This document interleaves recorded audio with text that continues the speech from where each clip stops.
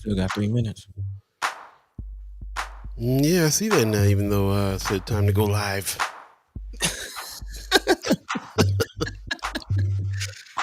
All right. All right. Guess we're going early. Hey. Sure they won't mind. Good morning, good morning, good morning, good morning.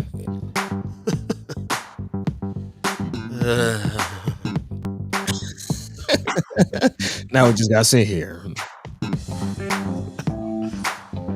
Yeah, hey, that's great.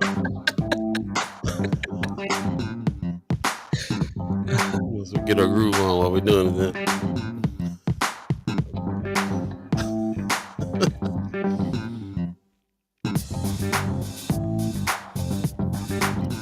Good morning, good morning, good morning.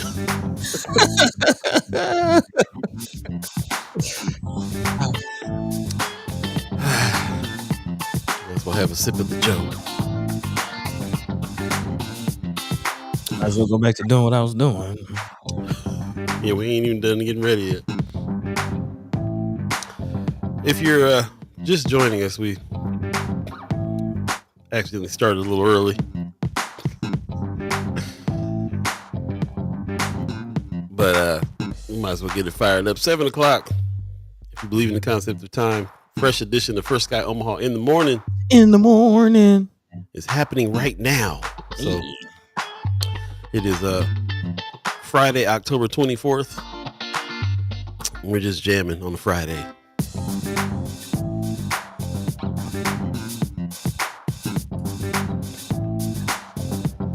Probably a good thing.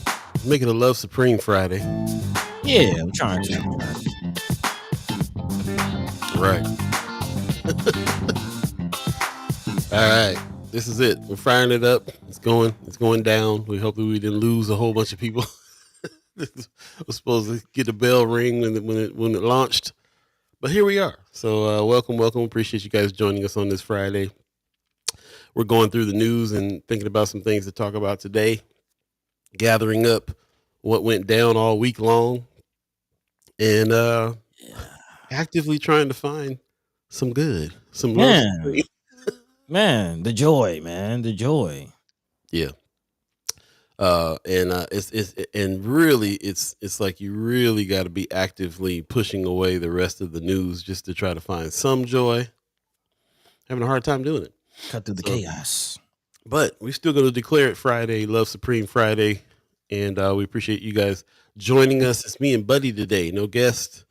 So we're going to definitely wrap the week and talk about a few things, of course, and then do what we're trying to do, man. Really highlight a little Love Supreme so we can go off into the weekend and feel pretty good, feel good about stuff going on and all that. You know what I mean?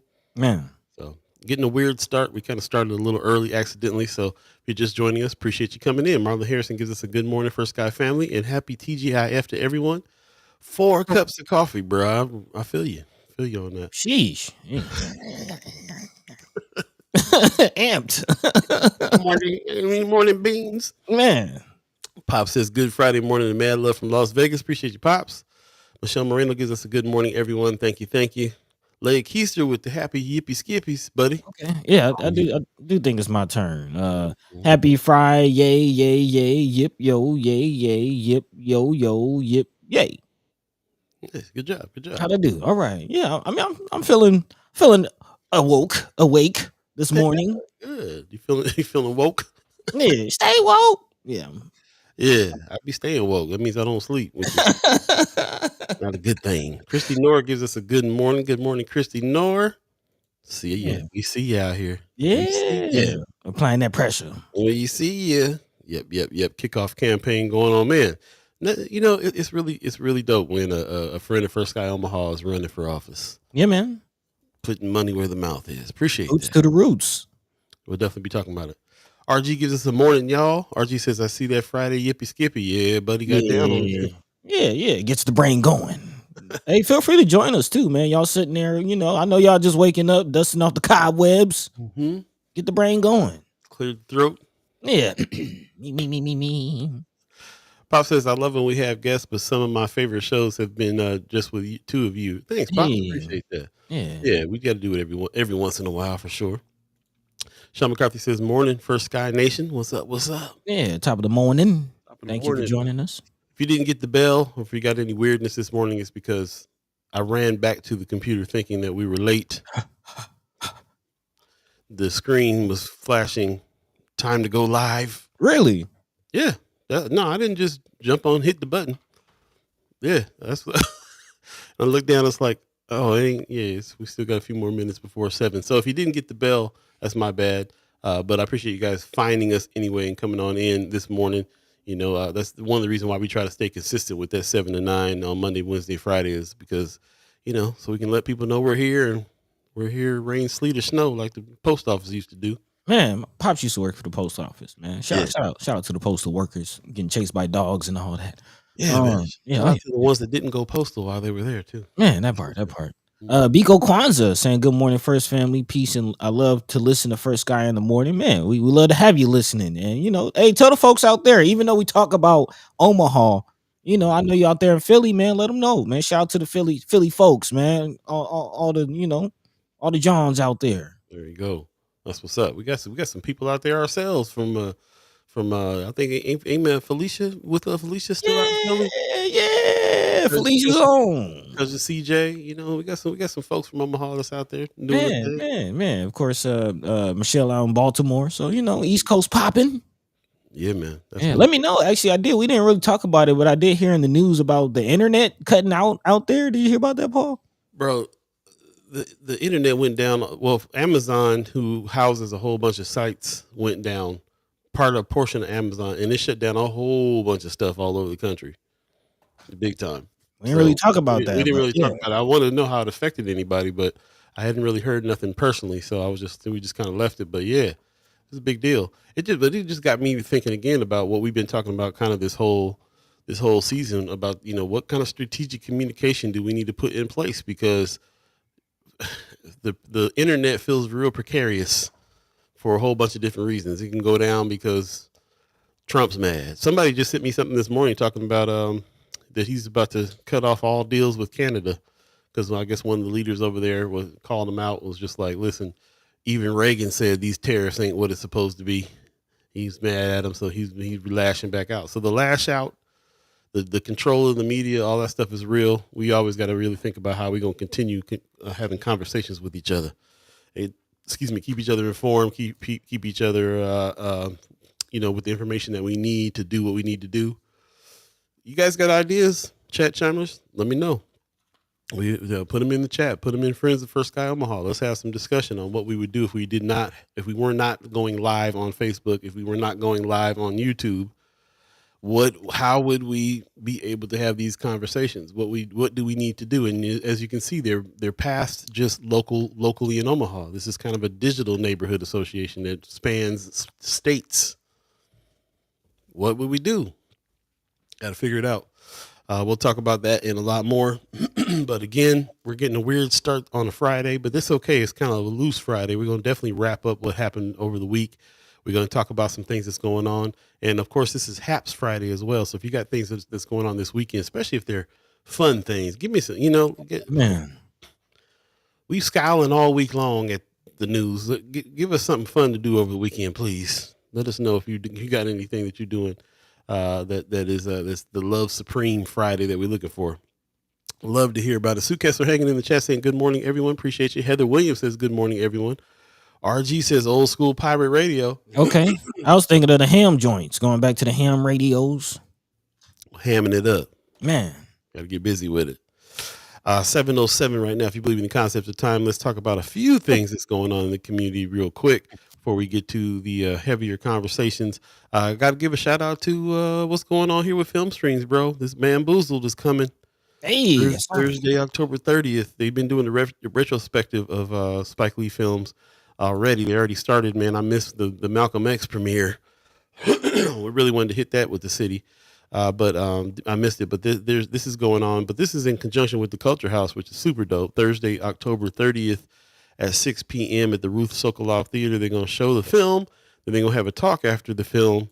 And then your boy is going to be on the panel. It's going down. Hey. It's going down. We're gonna have a discussion about this heavy film.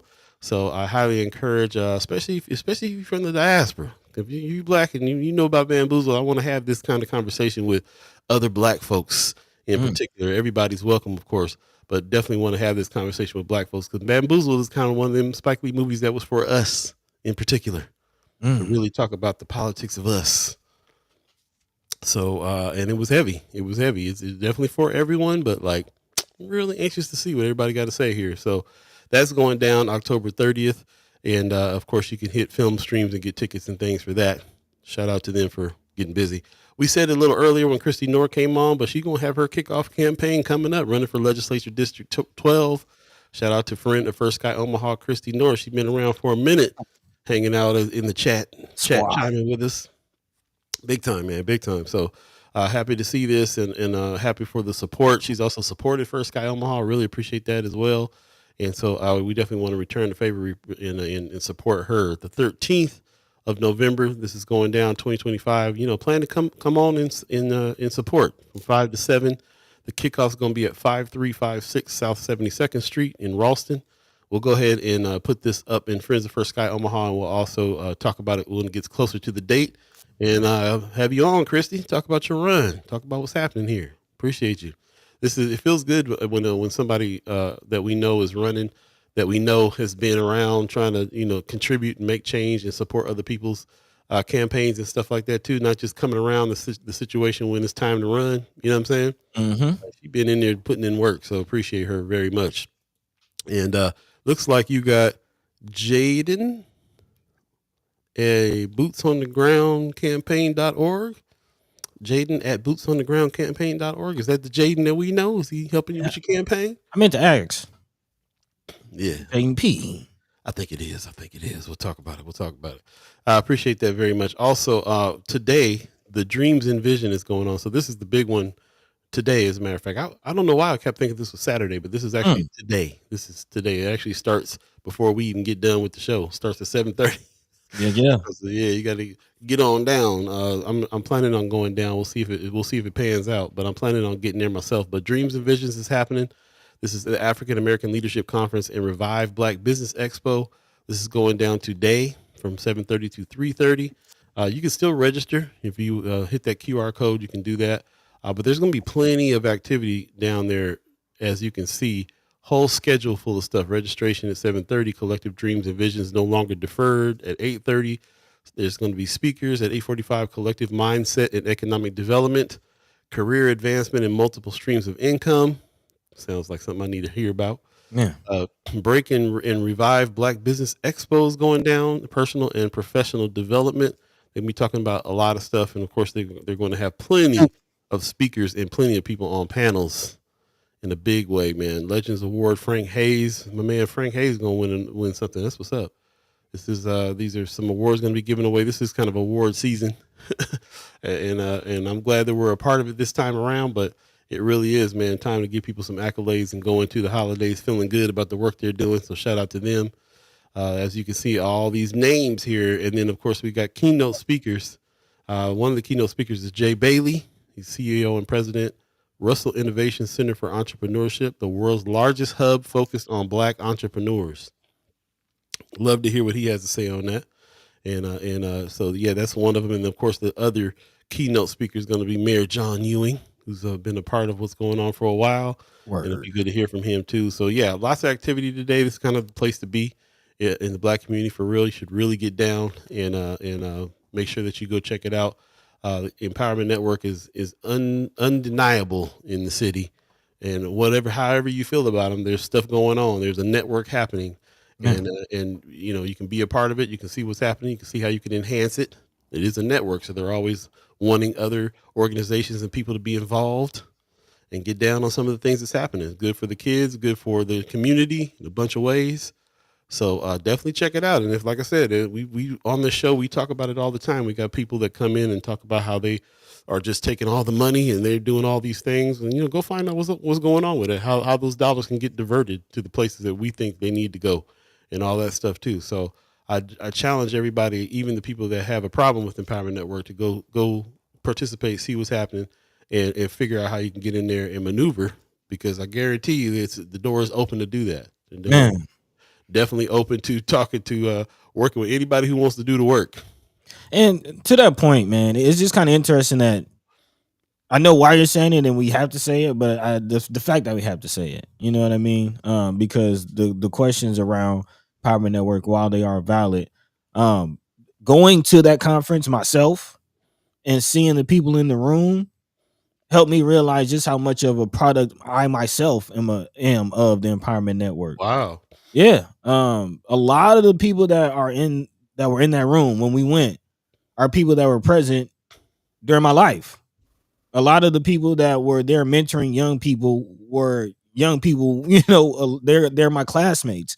Wow. So now they're in leadership and mentorship positions. But I remember when they were those young kids too, and some of the coaches that mentored, and some of the programs that I myself may not have been a part of, but classmates have been a part of, friends have been a part of, and now, like I said, I see them themselves still a part of those programs and mentor and leadership programs. Shout out to my man Chris McCrory, 100 Black Men. Shout out, you know what I mean? He's now the leadership. That's like the little bro, you know what I mean? Right, So right. and this is all a part of the network. So I'm just kind of feeling like, man, I wish we could kind of tell that story and paint that picture. Not necessarily we, but just Empowerment Network really hammers home like what it is. You know what I mean? Because it's so big to actually be able to see it. It is kind of hard. Like and it's pieces. Like it's pieces scattered all over the place, so you don't see the whole thing. But yeah, big shout out to those who are part of the Empowerment Network, those who go to these conferences, those who are trying to put it together. Big time, man. It's made up of the network, and the network is made up of a bunch of organizations you already know and probably already have something to do with. So the fact that there's an effort to bring them all together and be able to do something is the same premise of what we talk about with our lanes of change. Mm-hmm. So definitely be checking out that on our YouTube channel. We're going to be speaking more on that and having more videos drop there, but it's kind of the same premise, man. Everybody has a different lane that they're doing in order to make some kind of change. One lane can't solve all the problems, but when you put them together, they can. So yeah, I would definitely highly encourage you guys to dig in a little bit more on the network. It's definitely made up of people that you already are celebrating for doing the work out here in a big way. Speaking of celebrations and doing the work, man, shout out to Jason Whitmer, who came on the show last week, man. He got an award. It's kind of award season, man, in a big way. ACLU. Yep. Shout out. He said, last night we celebrated something big. Jason Whitmer, ACLU, Nebraska policy strategist, was honored by Civic Nebraska as a defender of democracy. In his usual humble approach, Jason said he accepted the award on behalf of the community that has come together to create change. Shout out to Jason Whitmer, man. Shout out to Civic Nebraska, recognizing his work, ACLU Nebraska. It looks like another awardee for the Love Supreme Award, Jade. Jewel Rogers was there presenting the award to him. So that's what's up. Appreciate that very much. I appreciate everybody who is recognizing the people that are doing the work out here big time too. If you missed that interview with Jason Whitmer, I highly suggest you go back to YouTube and check it out. He had a lot of great things to say, and it was good to get to know who he was and where he came from as well. Yeah, man. Yeah, yeah. All right. It just I left that interview feeling fulfilled. Like it was Yeah, I we've been checking out what ACLU's been doing, the good work. Didn't really connect it with people that we were meeting or knowing from ACLU. So it was really, to me, that was a highlight there, to meet somebody who is in ACLU, Boost to the Roots.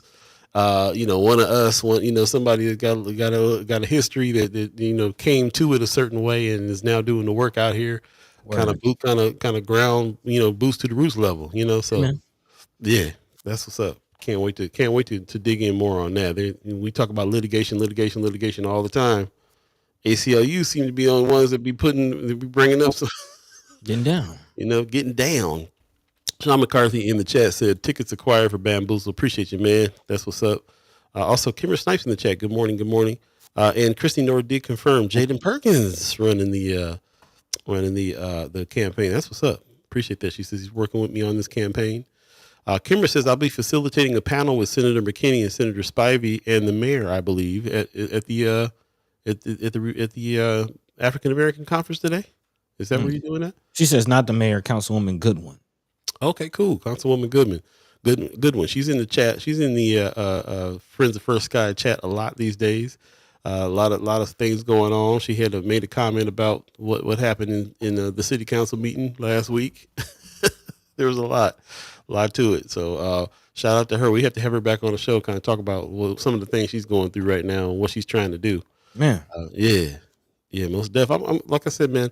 You know, I'm kind of impressed with a lot. Some people told me that she was the one that needs to win this. She's going to do some things, especially for the Deuce. You know, she's already kind of out there doing BID stuff. So, and we're seeing her out there representing in a big way. She says in the interview that we had with her, which is also on our YouTube channel, you should check out. She said that she wants the North Side to be the same kind of attraction that Midtown and Blackstone and all these other places are. Why can't the Deuce be that nice and have visitors come and there be thriving businesses and so on and so forth? So she's definitely on a mission. Right. But I will say, in light of what you're talking about, some of the news that we heard, surrounding her comments and what she had to chime up about, I'm thinking back to Sister Juanita, Councilwoman Juanita Johnson, and what she may have gone through. And now we got another sister in the seat, and it's seeming like she's getting the same treatment. Kind of feeling like, man, we may have to, I know there's some feelings about how Miss Juanita represented in that position, but you see, hey, it's a lot to deal with. I mean, I remember us talking about. As a matter of fact, I remember Lavanya Goodwin, Councilwoman Goodwin, that was up there talking crazy to Juanita in the city council meetings at one point. So we commented on Juanita Johnson always getting abused in that seat. So you already just sitting in that seat, you're gonna get some abuse from the public, from people that ain't agreeing with what you're trying to do, some people that want you to do more than you're doing. But neither one of them sisters needs to deal with the racism in that blatant disrespect that we've been seeing from other city council members, which is crazy. So I'm glad that Councilwoman Goodwin is in there, because I feel like she'll speak up a little bit more than previous. Maybe be on their head a little bit. So yeah, I'm just saying the narrative was that there was some personal feelings with Miss Juanita, but here we have another black sister in the seat and the same treatment. Mm-hmm. Yeah, man. Yeah, it's ridiculous. Appreciate that. Go ahead. Just saying. Yep. Kimmer Snipe in the chat says it will be our voter engagement and outreach based off the 2024 election. Interesting. The fact that we have to say it right now in these times. Hell, we all need each other. Yeah, man. You ain't lying about that. No, RG, we said Jason Whitmore. He said I'm playing. Oh, Jason Whitmore. Man, it's too early, B. Look.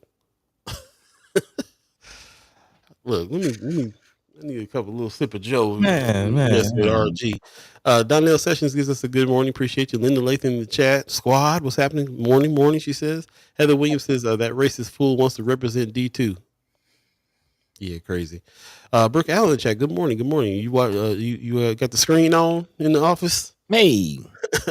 Appreciate everybody that's with us today, and appreciate everybody that joined us. Rough start. We had a little tech thing happen, and we started a little early, so I hope that you guys got the notification that we started, even though we started a little earlier than 7 today. But we're here. It looks like we're here. Please do us a favor. Share the show. If you're on Facebook, share it on your page. And if you're on YouTube, share the link so that other people can come in and we can have a more of a conversation, deeper conversation with more people in the community.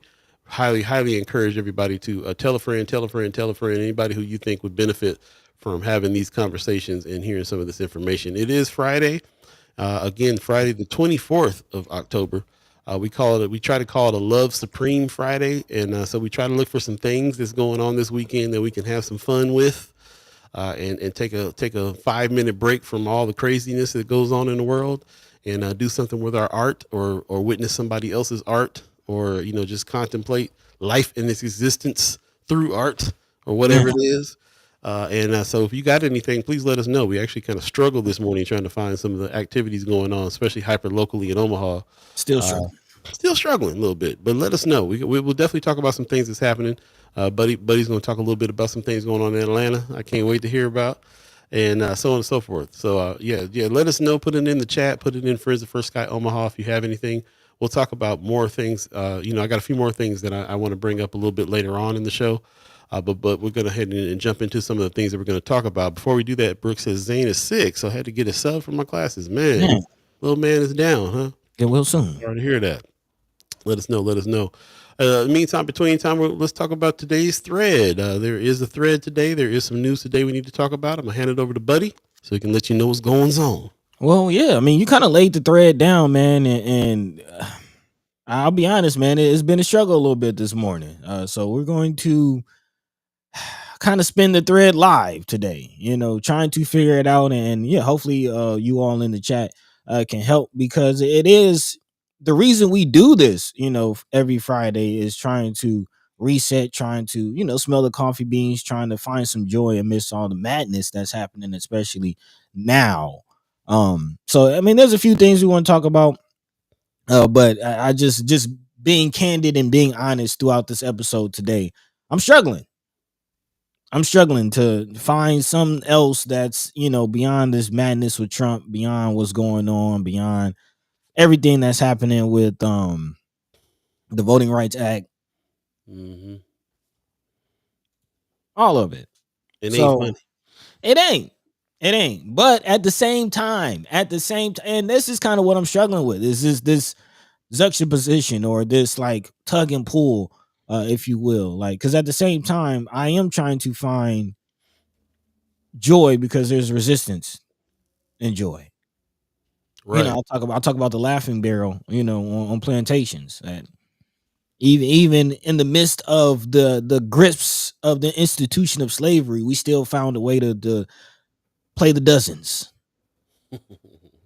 You know what I mean? Mm-hmm, yeah. Play some music. Still find that, and we need it. We need it because when it seems like everything is being taken from us, one of the last things they can take is our joy. So in this Supreme Friday, that's what we're looking for. That's what we're looking for. Again, if you have any plans this weekend, definitely let us know. But again, at the same time, there are things we got to talk about and acknowledge. So I definitely want to give updates on this whole Pillin situation with the Cornhusker Clink, the Corny Clink, as I'm calling it. Again, we are steps closer to detaining ICE detainees in Nebraska. ICE giving the green light for Nebraska to house immigration detainees, and now also Pillen's office kicking the can down the road. Again, we spoke to Senator McKinney on Monday, and he mentioned that legislators did get their hands on a contract, although it is redacted. There is a push to get that contract released, and now Pillen's office is kicking the can down 17 days. So again, we'll look at the deadline and the situation on that. Also, people feeling the brunt of the government shutdown, specifically Omaha area food pantries, which we talked about on Wednesday, are already warning of a quote unquote perfect storm, which will increase the need for food security, which we all might find ourselves in a pantry line very soon. So again, we'll talk about that situation, some resources out there, and some solutions. Apparently, one person in particular is taking it upon himself to help those in TSA, which is something I saw myself as I was flying into Omaha, and kind of scratched my head a little bit, but looks like I have some answers, and kind of continuing the conversation of mutual aid that we've been talking about. Again, a story of one person takes it upon themselves to do a little bit. We can all take that as an example. Also thinking of Kimmer Snipes' son, who's again handing out pizzas and things like that. Yeah. Again, mutual aid is what it looks like. Moving along. Also, speaking of actually, shout out to former Senator, actually, Justin Wayne. This is something that he's been pushing, something we do need to talk about, the study on PTSD. Again, this out of Channel 3. Shout out to Melissa Wright on the report.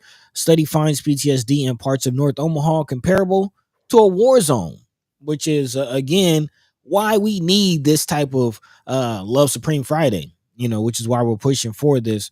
So we'll talk about, that study, what that means, and kind of our response to it, and then dive into some responses, how we can kind of break that PTSD. How can we fight that? One particular one to definitely shout out to Flatwater Free Press, highlighting Jocelyn Art Museum. That's definitely one way to help with depression and PTSD. Go see some art. Shout out to Jocelyn, man. Just reopened with the new wing, getting some national acclaim. And yeah, man, I know that people in the hood may not feel welcome, or the idea of going to a museum seems so far when you can barely put food on the table. But there's some programs, there's some free opportunities to go check out some art, man. It's not an excuse. Go do it. We need some Love Supreme in our lives, man. So not just that, but also looks like some schools are planting some trees. Paul, you actually have a pretty interesting take on planting trees everywhere you go. So, I want to dive into that and more. Of course, also want to talk about what I have going on this weekend.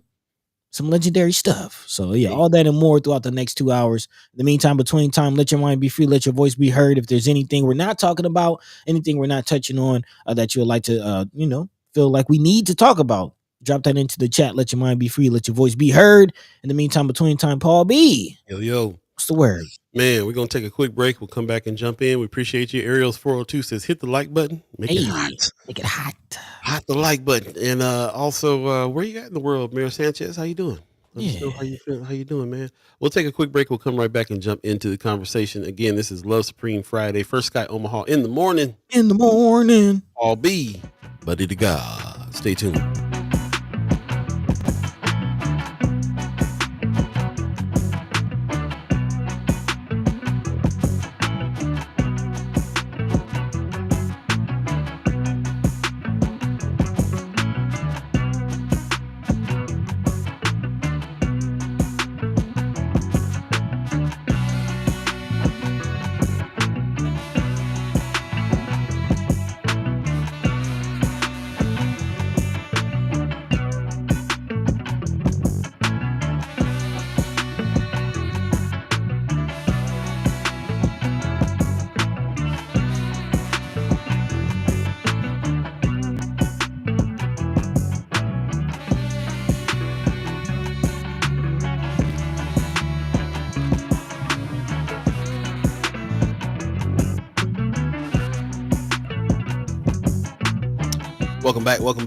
Welcome back. First Sky Omaha in the morning. In the morning. And shout out to Boogie Woogie Jones on that track. Love to hear that man's horn. Appreciate you guys joining us. It is Love Supreme Friday. We're trying to find some joy. So we can fight back in a big way. That's what it's all about, finding some joy. Before we get into the conversation, just want to spread a little bit about what happened the last couple of days for me. I definitely tried to dig into some of the good stuff that's happening around town. Yesterday, I checked out this Echoes of Jazz presentation. Shout out to Spark CDI, who put this together for the North Omaha Trail program. I don't know if you guys have much about this. We haven't talked about it too much. We talked about it a little bit, but we would like to talk about it a little bit more now that the trail is fleshing out. Next season will be Follow the Money. We're learning a little bit about where the money's coming from for this trail. And they're spending some of that money on working with some artists that's doing some stuff like this. This Echoes of Jazz presentation was really, really cool.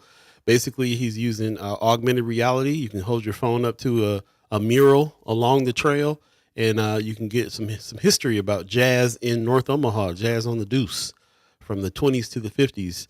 And there's several spots on the trail that you can stop. He's utilizing the murals that are already being put there by other artists that's decorating the trail now. And so as that trail gets built, more art, more murals and stuff will be up, and then he'll be able to tag some stuff and get more history out there. So it was a really interesting concept. We met over at Fabric Lab, had some food, and then went on went and checked out the first piece of art on Ohio Street, and checked it out to see what it was all about.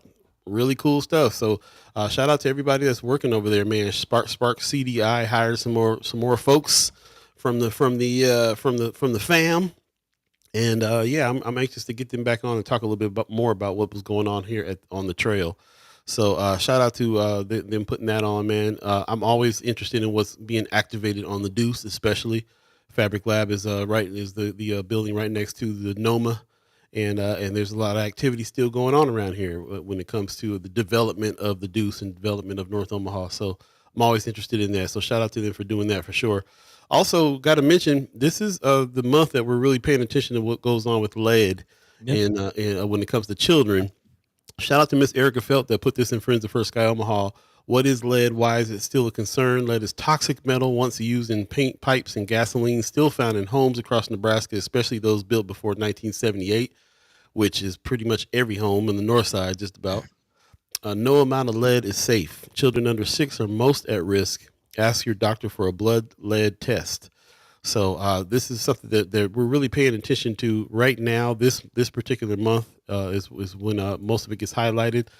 There was a event that happened on the 22nd from the city.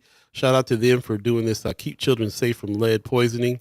Event that happened. If anybody participated in this or saw this, love to know if you did the virtual training. And we will have. We were supposed to have special guest Stephen Zivney on to talk about this, but he didn't make it. But he wants to come back and talk a little bit more another time. So we'll have him on and talk a little bit more about lead remediation, what it is we can do to keep children safe, and so on and so forth. It's still a thing. So I appreciate Miss Erica Felt, somebody from the community who is also chiming up about this. She's a child care expert, has a child care business, and she takes her kids outside, and this is the kind of stuff that's on her mind too. Make sure that her place has been remediated and everything else, because lead is a real threat, especially to children, and that means that any kind of child care facility that is in our area is needs to really pay attention to this. And shout out for her leading the charge on that. And she's also going to be speaking at an event as well. I'll find that information and let you know about that too. Here it is right here. The child care workshop is happening. Child care provider advocacy 101 Zoom workshop is happening. Actually this happened yesterday, and also they got one on the 25th from 9 to 11. So definitely check this out. I would highly encourage you, especially if you know her, hit her up and let her know what's going on. She says, let me see. I think there's some links here. She says, myself and a few others in-home childcare business owners will be speaking, and I greatly hope to see you. 22,000 Nebraskan children face losing childcare if LB 304 passes. Nebraska childcare professionals and parents, your voice matters. Join a free advocacy training on October 23rd or October 25th to learn how to take action on LB 304 and issues impacting childcare. Hear directly from First 5 Nebraska staff and inspiring childcare providers who are leading change through advocacy and partnerships. Spanish interpretation and toolkits provided. And then she gives some sign up. So here I'll put the October 25th sign up in, so you can go check that out as well. So shout out to her for, man, boost to the roots, putting in the work when it comes to taking care of the babies. We love that. Man, First Guy loves the kids. So yeah, man. So shout out to her for doing this work. I highly encourage you to check it out, support that, see what her and other child care providers have to say about this bill. I don't know too much about this bill, so I'm going to try to learn some more myself on it. But apparently LB 304, there's some issues there. Let us know if you have any background information on that. I'd love to hear it. Yeah, still trying to learn. Again, one of the 100 that passed. Man, it's a lot. It's a lot to keep up with. So big shout out to Miss Erica Felt, staying on top. Staying on top. Before we throw it over to Buddy, just want to put a shout out there, Brooke. You on the chat today. I appreciate you coming in.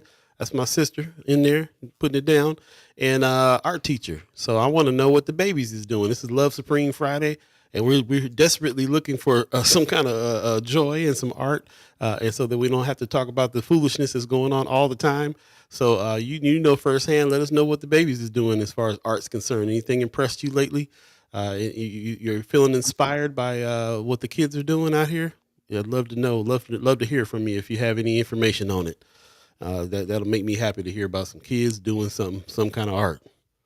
Over on the west side planting trees at school. What are they doing in the schools on our side of town? I'd love to know. Hey, we'll talk about it. But before then, we gotta get to the news. Gotta stay on top of that stuff as well, man. So yeah, man. Yep. Here we are. Let's go ahead and get it out of the way, man. Shout out to Nebraska Examiner, always doing the good reporting, and especially on this whole ICE situation, because hey, we got to pay attention. And as we see cities like Chicago, Memphis, Portland very soon, it could be anybody. It could be anybody, not just South American, Anyway, man, ICE certifies Nebraska State Prison to begin housing immigration detainees. So this is moving forward despite thousands of signatures, religious leaders, political leaders, everybody saying they don't want this. Yet here we are. Governor Jim Pillen announced Thursday that U.S. Immigration and Customs Enforcement inspectors have certified a Nebraska state prison to begin receiving federal detainees as it becomes a migrant detention facility.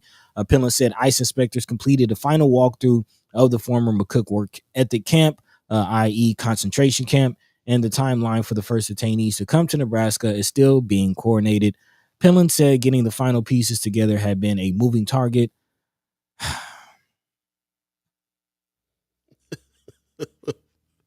It's hard to even read this stuff. I'm feeling it today, man. I'm feeling it today. It's the phrase of the week with Buddy Blast. He says, "It ain't funny. It ain't even funny."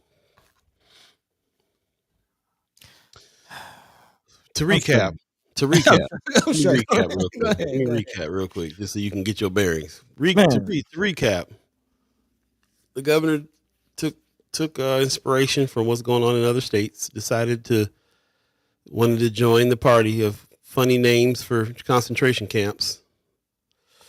Decided to go to McCook behind everybody's advice. it's not funny. It did not go to the legislature and involve them in the decision for this, which is the reason why there's a lawsuit pending. Put it together, and immediately got a bunch of pushback from the public, pushback from the clergy. Like I said, lawsuits pending, all kinds of stuff going on. A lot of the legislature upset. Like, why do we get bypassed over these decisions? Nobody wants this. Push for it anyway. While all this controversy is going on, was slowly emptying out McCook jail, putting people that were in that prison into other facilities that are already overcrowded, that just got hit by some weather issues and parts of it destroyed. So doubling up on folks, taking them out of there and putting them in these other overcrowded places, to empty it out, to put ICE detainees in. And by the way, like, we haven't really talked too much about it because it's not out there as mainstream as it needs to be, but ICE has been quietly working, gathering people out here. It's not as loud and it's not as out there as other states. But we had the big situation when they raided the packing house and took those ladies, and they got a lot of bad press from that. So everything else has been real. Right after that, then they started really only talking about the criminals that they've captured. So the narrative is, aren't you glad ICE is out here doing what ICE is doing, because we're catching these career criminals out here. So the only news that you saw was people that had warrants and people that, all that kind of stuff. And the latest one was the brother who had the food truck over on the south side that is they're claiming has been for years bringing in illegals to work. He's arrested. So they've been, the news has been high profile and that stuff, but not really speaking too much on all the little quiet, bring-ins. Because where are the people? Do you think there's enough people to fill up the work ethic camp right now? Probably is, and we don't know.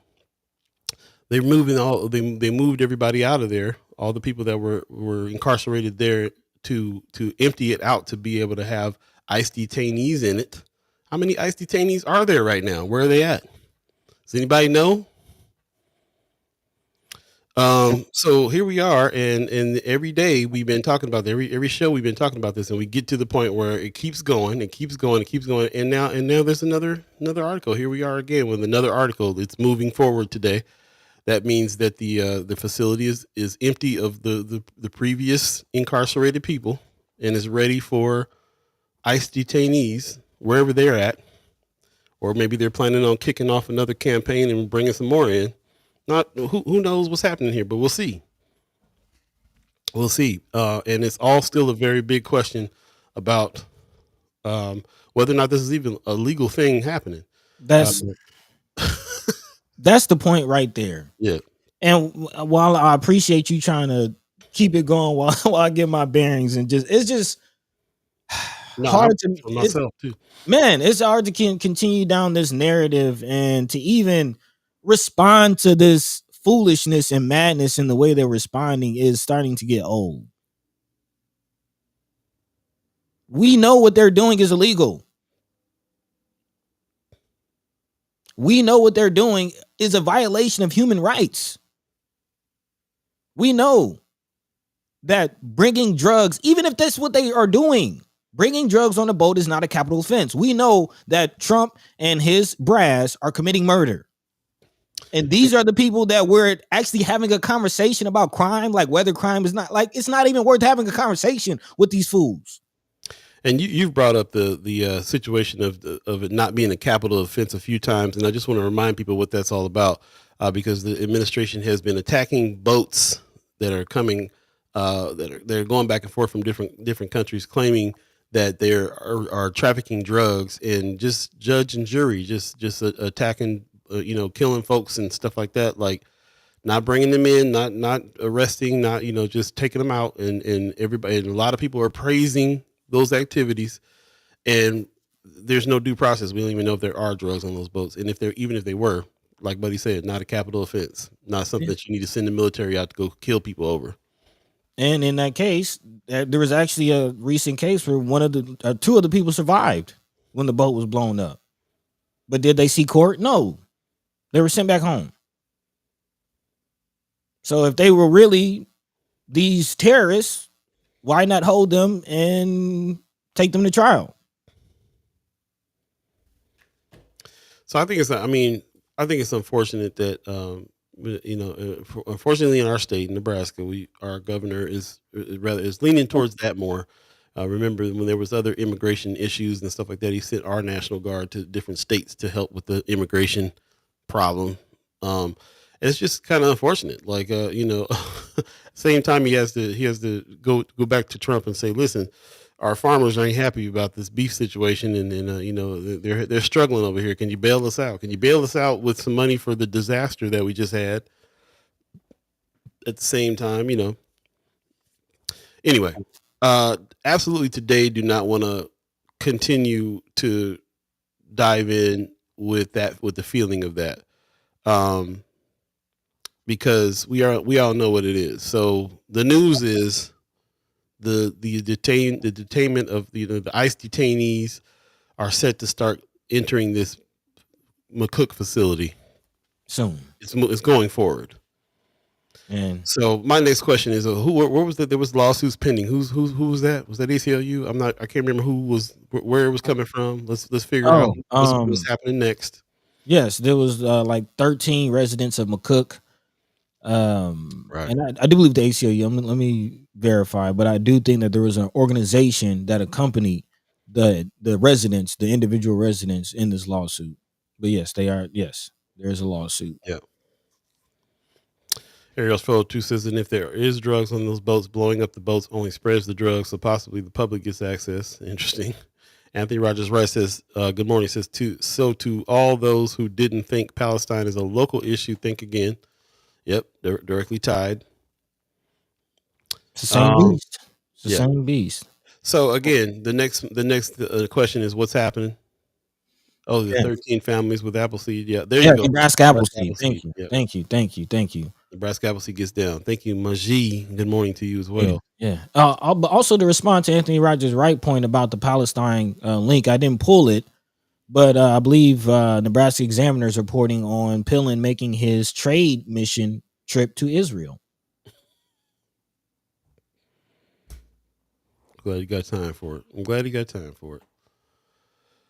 Appreciate everybody who's giving us this information. Majid Miller Jenkins says Appleseed is helping them file the suit. Shout out to Nebraska Appleseed. They get down. Shout out to Stuart Chittenden that introduced me to some people from Appleseed and really got to know what's going on, what they're fighting for as well. These groups are needed, and we need to bring them in, organize some things as well in the same kind of way. Appreciate that. Appreciate all your comments. I don't want to continue on with this story. The story is there is one going last forward. It is, and there is one last detail that we should be aware of. Okay. Because there's a financial side to slavery. Somebody makes money from it, right? Like slavery is a corporate institution. There was, slaves were picking and doing work. Under the contract, ICE plans to pay Nebraska around $2.5 million monthly. So maybe that's Pillen's plan to stop the state from going broke. Get in the slavery business. I told you. How many years have I been saying before they Man, ever you did say that. You did say before that. they ever legalize anything, they'll beef up the prison industrial complex first. Still ain't legal. All the states around us are. And if you remember, it's funny because if you remember, that's what started the Civil War the first time. Do we need to get into the Nebraska-Kansas Act? And the fact that Nebraska was one of the hotbed states on whether they debated whether slavery should or shouldn't exist. The more things change, the more they stay the same. Man, you ain't lying. I can't wait to. Looks like we're gonna hit the man. Is it almost the end of the season yet? Follow the money is coming real soon. Majid Miller Jenkins says 99% of Israeli beef comes from Nebraska. Pillen's office estimates the deal could net Nebraska $14.25 million annually. So he's planning on laughing to the bank. Who just said this in the chat? Aren't we losing some? Don't forget Nebraska is losing money. Marlon Harrison, man on the street. Don't forget that Nebraska is losing money in the middle of all this. Not for long. Pillen's got a plan.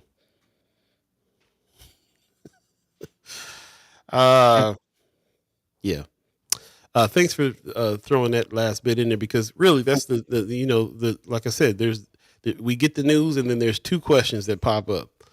One of the questions is how is this getting financed? Follow the money. Yeah. Who's benefiting from it? The money aspect. And then the second question is what are we doing about it? What are we going to do? So that's really when I get frustrated and when I get exasperated about this stuff, I just want to jump to them. Let's just jump to them. We can continue on with all the understanding of how these things connect, and I appreciate it. I'm glad Anthony Rogers Wright and Majid Miller Jenkins, you and other people that are in the chat are making these connections and pulling these things together. But we got to get to the next couple questions. Who's benefiting from this?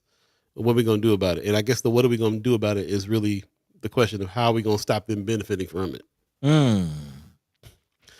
Also, let's see, RG, what you talking about? This other guy, Governor Calvin Candy. Want to hear about that? Anthony Rogers Wright says, once the driving force behind the U.S. economy, constituting as chattel and producing over half of the country's wealth during the antebellum period, the black working class is now a surplus population. Woo!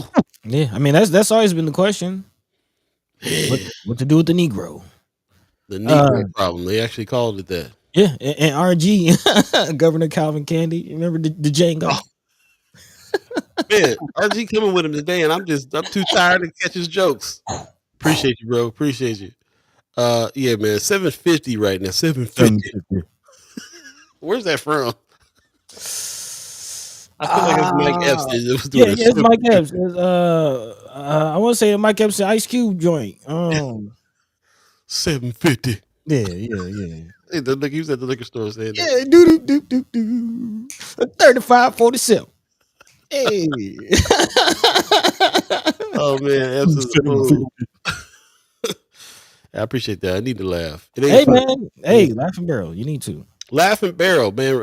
As we get ready to go to break, explain to the people what the Laughing Barrel is if they missed that episode, please.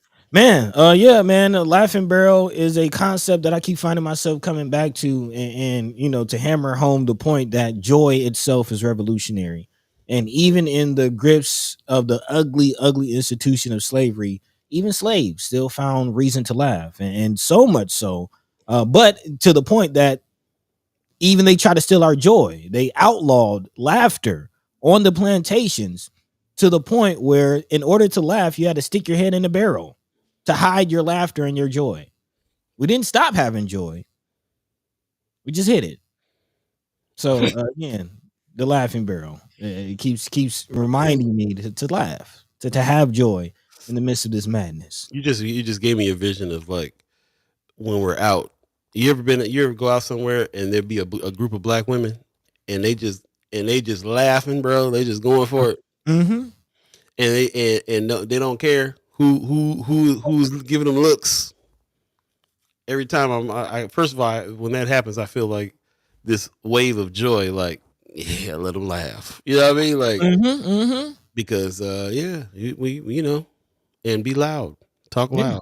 I mean, the same thing about rest. Same thing about rest. I just came across a piece of history where during the World War II, black soldiers were sending so much money back home that a lot of white families lost their maids. A lot of white families lost their cooks because women didn't have to work because their GI husbands were taking care of them like they were supposed to, which caused the problem. And this whole lazy trope, and actually it was a law that was passed that black women who didn't work were hit with fines and sent to Yeah, jail. yeah. Black women couldn't be stay-at-home moms legally. Could not be. So, hey, Brooke, sit at home. Take the day off. Take care of little man. Don't feel bad. Let that sub handle it. Enjoy. Word up. Appreciate that. As a matter of fact, before we go to a break, I'm gonna jump back into what Brooke was saying. She's talking about taking her students to Jocelyn. Jocelyn gets down. Shout out to Flatwater Free Press. Read that article. I've been saying this. I've traveled all around the world, and part of my mission when I do is to go to all the high level museums that there is to go to. The Louvre that just got robbed. I've been there a couple times. There, places like that. Tate Modern is one that comes to mind. It was one of my favorites in London. Jocelyn holds its own in the world.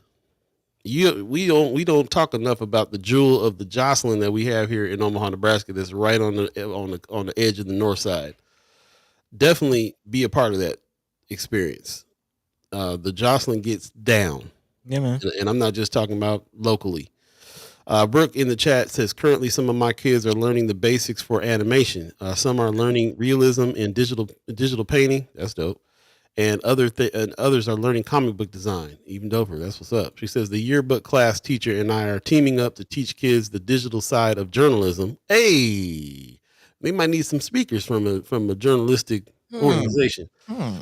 Digital layouts for storytelling. With that, appreciate that. Appreciate the information that you're giving us about that. I really wanted to hear some good things about what's going on. So shout out to Brooke for working with the babies and pushing that Love Supreme art. And it's inspiring to hear not just the babies doing it, but what they're doing, because we're stuck in certain genres and mediums ourselves, and to hear about what other babies are doing and what what's interesting to them now in digital media and so on and so forth is inspiring even to us artists as well. So I appreciate you very much for that, giving us that information there. Shout out. It's way past 7:50. I see Linda Lathan talking about Mike Epps 35:47. Appreciate that very much, man. We'll jump back into some of these things that you guys are talking about in a minute. I just kind of want to, while we're on a little bit of a Love Supreme high, just take a quick break and come back, and we'll jump back into the conversation. It's 7:56 right now, if you believe in the concept of time. Coming up on the second hour of First Sky Omaha in the morning. It's Paul B, Buddy to Gawd. No guests today, just you, the guests. Hey. Chat timers, the ghost listeners, everybody who's out here. Appreciate you. Stay tuned. We'll be right back. Yeah, it's going down. Don't go nowhere yet.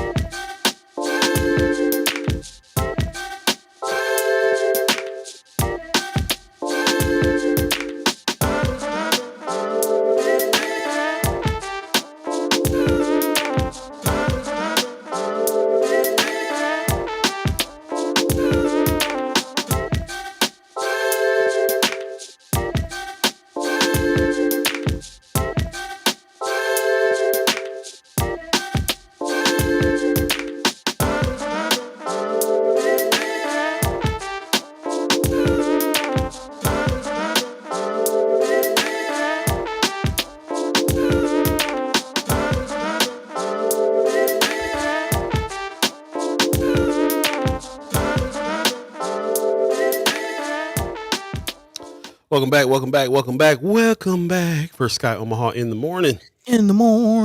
Paul B, Buddy to Gawd. Appreciate everybody that's joining us today.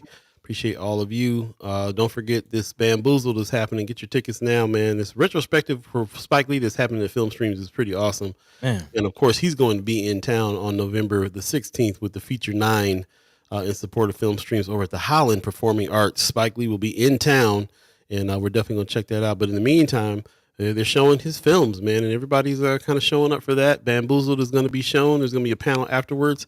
I will be on the panel along with Marcy Yates, Joanna LaFleur, Ejiki, and Quincy T. Christian.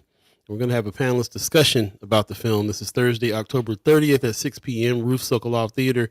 Definitely want to talk about it. Can't wait to talk about this movie with our people, for real. Right. This is a conversation I've been wanting to have for a minute, to be honest. Yeah. Yeah. I'm excited for you to be on that panel. Yeah, man. It's going down. It's going down. Shout out to the Culture House. Doing some good work with these guys over at Film Streams, but also Omaha Performing Arts and all the other partnerships that they're making, really bringing our situation together. It's going down, and collaboration is the key. So I appreciate them. Also, the library. Shout out to the library, man. Our partners over at Omaha Library. Spirits of the Past Prohibition Lock-In Saturday, October 25th, which is tomorrow, from 5:30 to 8 o'clock. Genealogy and Local History Room, free, ages 21 plus, registration required. Take advantage of uninterrupted research time. Explore the stacks and connect with fellow genealogy enthusiasts who share your passion for uncovering family stories. This is going down. And drinks will be served, apparently. So shout out to the Omaha Library for doing something different. Shout out to our friend, the First Sky Omaha and supporter, Amy Mather, who's been working as one of the flyest librarians I ever met. And she's always got some good ideas and doing stuff outside the box for the library.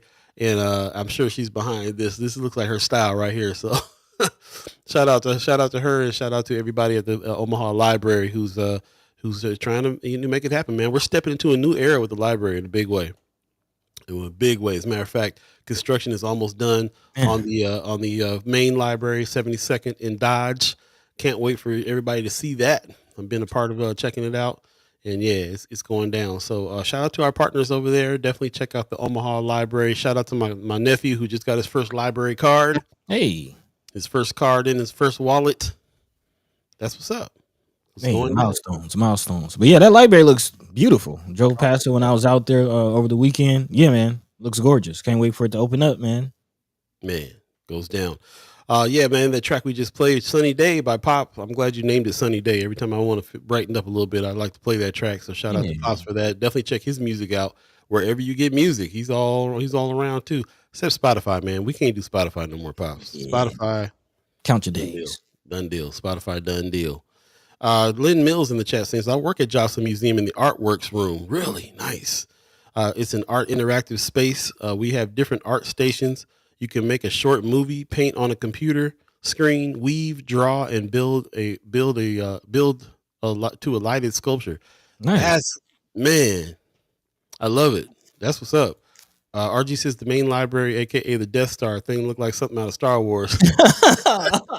Oh, dang. It does. Linda says, yes, we salute all fly librarians. Yeah, man, librarians with style. Get down for real. Appreciate everybody's comments here. I see that the conversation is still going on that. Yeah, there you go, Linda. We were trying to figure out what that all about the Benjamins. Yeah. 750. We say it every time. Appreciate that. I'm seeing a lot of people in the chat having some conversation. Anything jumping out at you? You want to jump into the chat a little bit, buddy? No, I'm you pretty much pulling all the comments that really jumped out to me as well. Yeah. Kind of Biko Kwanzaa, give me a little love on the history. Says I like Buddy. The history of shares, amazing is the history he shares. Amazing is important. We know our history. Thank you. Yeah, I'm definitely believing, and especially in this season of Space is the Place, man. Again, where the idea is to look forward, but you never really know where you're going or where you are at the moment unless you know where you've been, where you're looking back. So yeah, a lot to learn from looking back. Also, Majee Miller Jenkins is reminding me we're going to have to deal with this situation on November the 1st, when they take away SNAP benefits. Actually, let's go ahead and dive into that. Let's go Well, ahead and before dive we in do there. her comment, I was just typing a comment about the work requirement laws for Black women that we can see making a resurgence in the SNAP work requirement. So the change is there. We're talking about that, but that's when it happens. We're still in a government shutdown, and so we got something to have to deal with when the when the government chimes back up to give away some SNAP benefits. We're just not sure that's going to happen right now. So let's go ahead and dive in, man, and we got to get to that as well.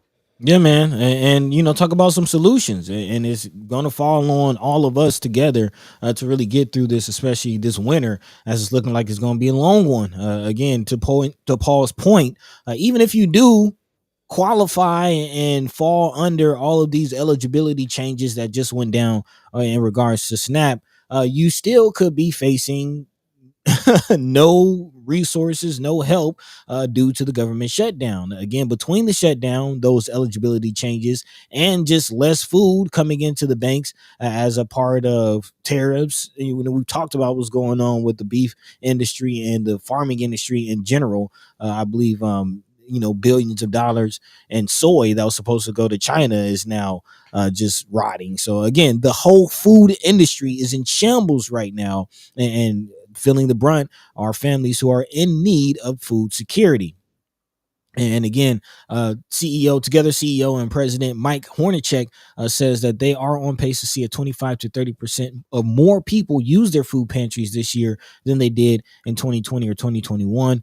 There was a spike amid the pandemic then, but yet it seems like the need is even more. Bellevue Food Pantry Executive Director Aaron Bowen says typically they serve about 1,500 people a month, but in October alone, that number looks like it'll be closer to 1,800 people served. So again, more and more people needing help with food, something that we all might find ourselves in. And the question remains, what services are out there? Of course, we've been shouting out a lot of the pantries in the area, Black Men United, Heart Ministry Center, but there are a few other areas out there that are looking to help families in need. If you're in the Bellevue area, which I know some of our listeners are, apparently the Offutt Air Force Base is looking to help families, especially those military families stationed at Offutt. Excuse me. Many members of the military received their most recent paycheck as scheduled, but it is unclear what the future holds. So again, United Way of the Midlands also says 211 hotline responds to more than 315 contacts last year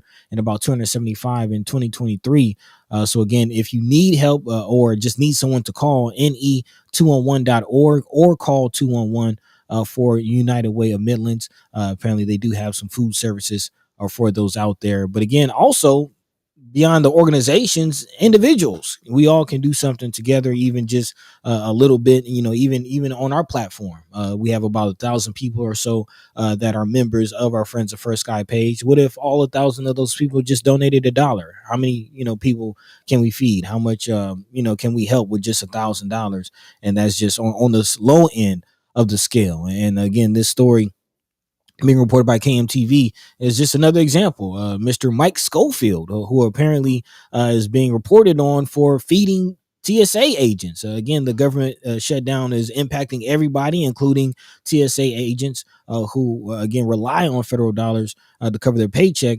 But yet, shout out to Mike Schofield and apparently individuals from the community who helped him. And I actually saw this while I was flying into Omaha. I'm walking, into the gate, and I see a cart with, about 50 or so pizza boxes on it. And I'm wondering what's going on. And apparently, again, Man, tell the truth. You was wondering, can I get a slice? hey, I was definitely looking like where that's going, man. That airport food expensive. Hey, man, let me get a slice. Let me help me out. Help me out. But again, man, we're talking about mutual aid. We're talking about what we can do because we see our tax dollars aren't going to helping us at all. So what can we do as individuals? What can we do as a community? I always say it, we all we got, but that's enough. And because it is enough together, if we all just do a little, we can get a lot done.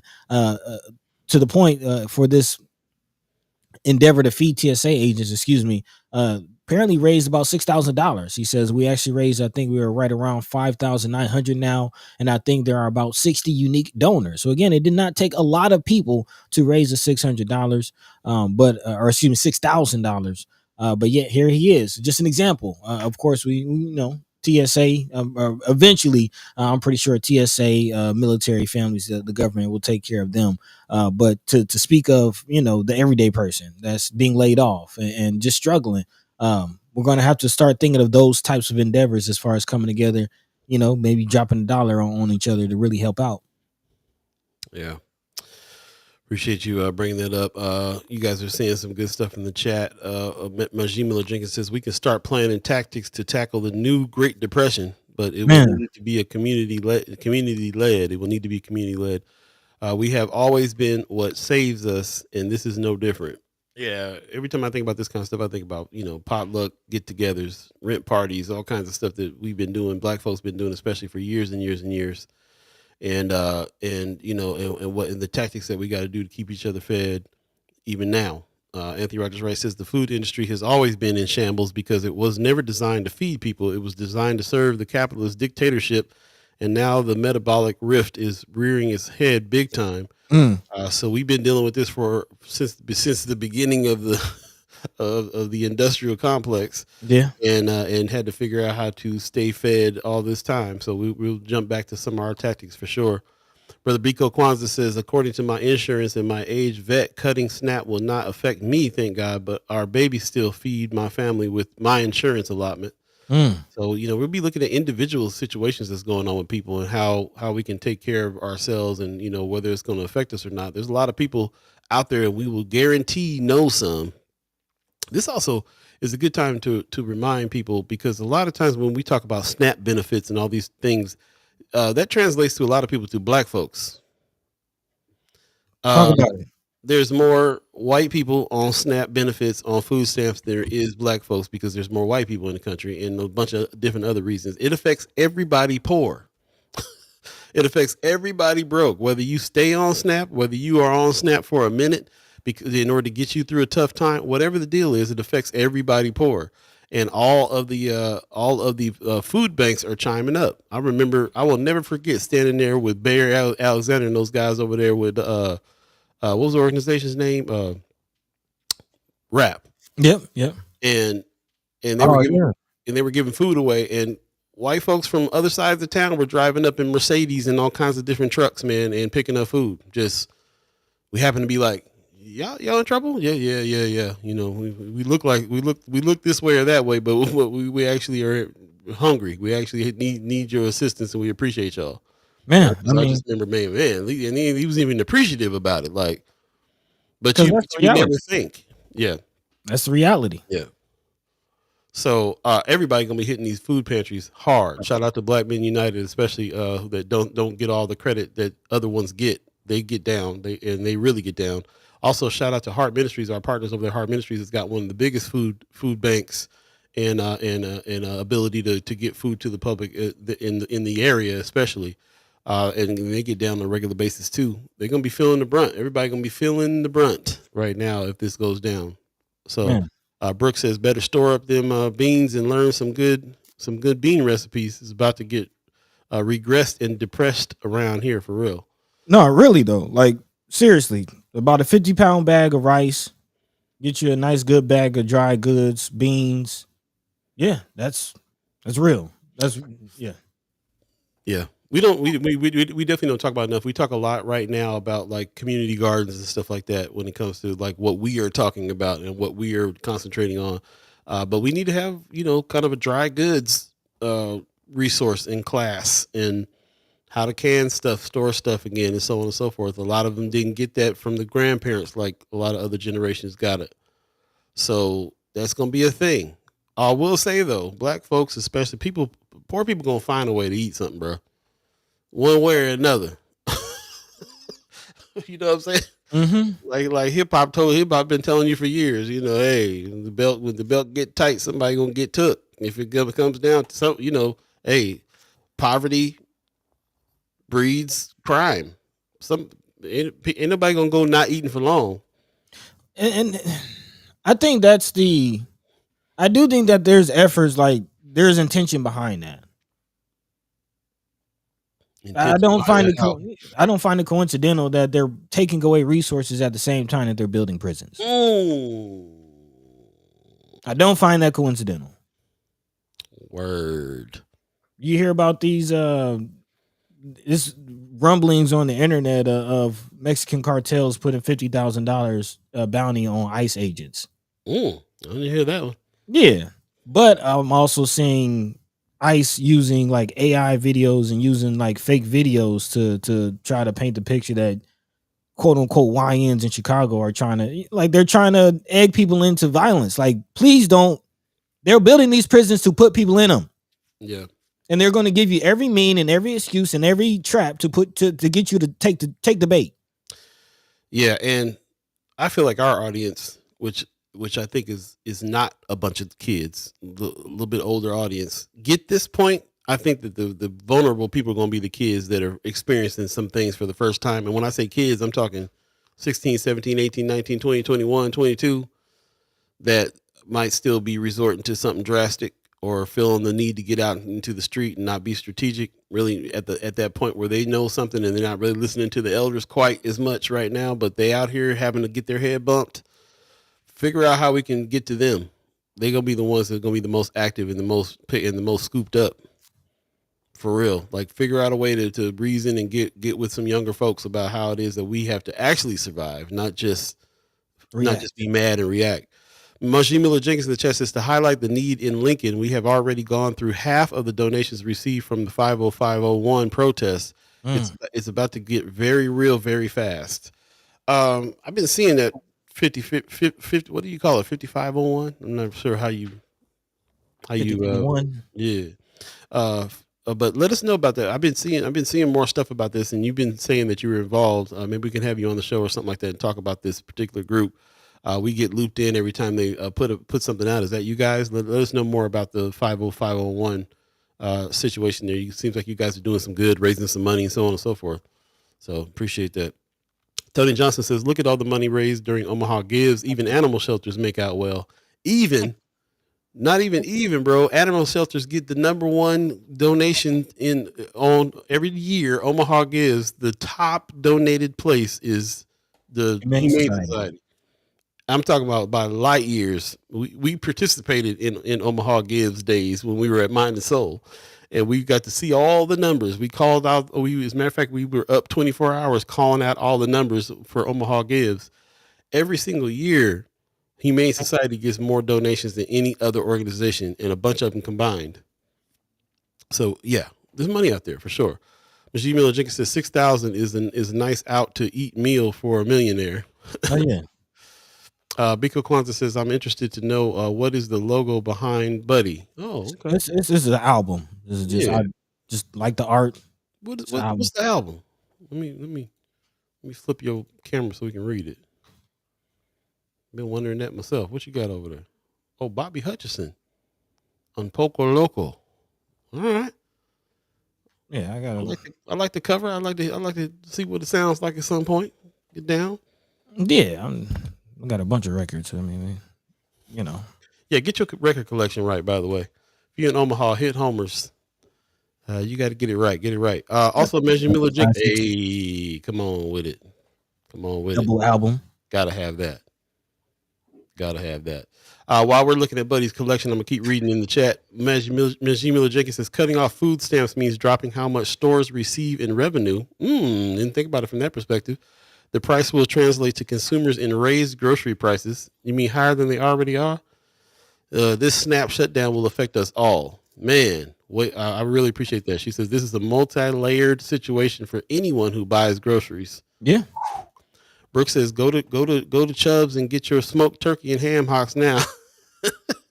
Yeah. Let's get busy with them greens. Matter of fact, shout out to Katie Rain, who's always working in the garden. Just had a big set of greens that she was able to harvest and went right home, made some. That made me excited. Like, yeah, man, like I said, we talk a lot about the garden, but it is really kind of time to talk about dry goods and stuff like that too. And more so, it's just time to talk about just supporting each other. You got somebody ain't got a meal happening, invite them over. We can scoop out a little bit more for one more plate. It's really interesting how Black folks deal with stuff. We got a constant state of worry that is just kind of permeating, sitting in the back of your neck just all the time from the time you was born. It's a low level kind of stress. But then when things like this happen, we don't get that scared. We done dealt with some mess so bad that we don't get that scared when stuff starts popping off. It's because we raised in a war zone. You want to dive into it? Dive into it. We got PTSD. Like brother Wayne said. Come on, let's talk about it. Man, undiagnosed as a community. Or is it? Maybe it has been diagnosed now. Shout out to Melissa Wright, Channel 3, for doing the reporting. But yes, right along the lines of what you're talking about, Paul, man, as far as what it is that we have to deal with in our communities specifically. And now studies are painting the picture that we all see on a daily basis as far as, again, the mental state that living in the reality that we have to live in creates, again, PTSD in parts of North Omaha, comparable to a war zone, according to recent studies. Shout out to Chrome Lewis, who's talked about in this article, of course, brother of Leo Lewis, who we recently had on the show. Again, two brothers who give back to the community, who are, man, bastions of hope and leaders in the community, but they themselves remember where they came from. Again, talking about being just 9 years old when his childhood changed forever. He says he and his brother and his cousin were caught in the middle of a shootout. He says it was a normal childhood for me until I realized I was living in extreme poverty.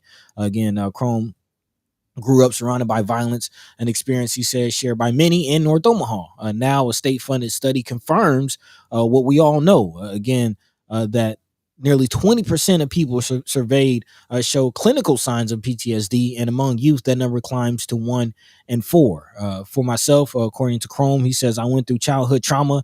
Then I went into self-inflicted trauma because of my childhood.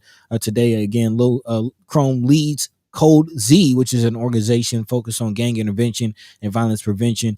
He works, the work, he says, is crucial to breaking the cycle. If you remember earlier this month, I think we reported on Chrome and Code Z showing up to the football games, trying to support the kids and really give back to the youth, because he knows where he's from, where he came from, and the difference that it makes. But again, something that we've already known, but to have to see the numbers, to have a study come out to really paint the picture is huge. Again, big shout out to former Senator Justin Wayne. Again, as he made his exit out of the legislature, that was one of his last fights, if you will, to pass legislation that acknowledged the PTSD that we all experience in our communities.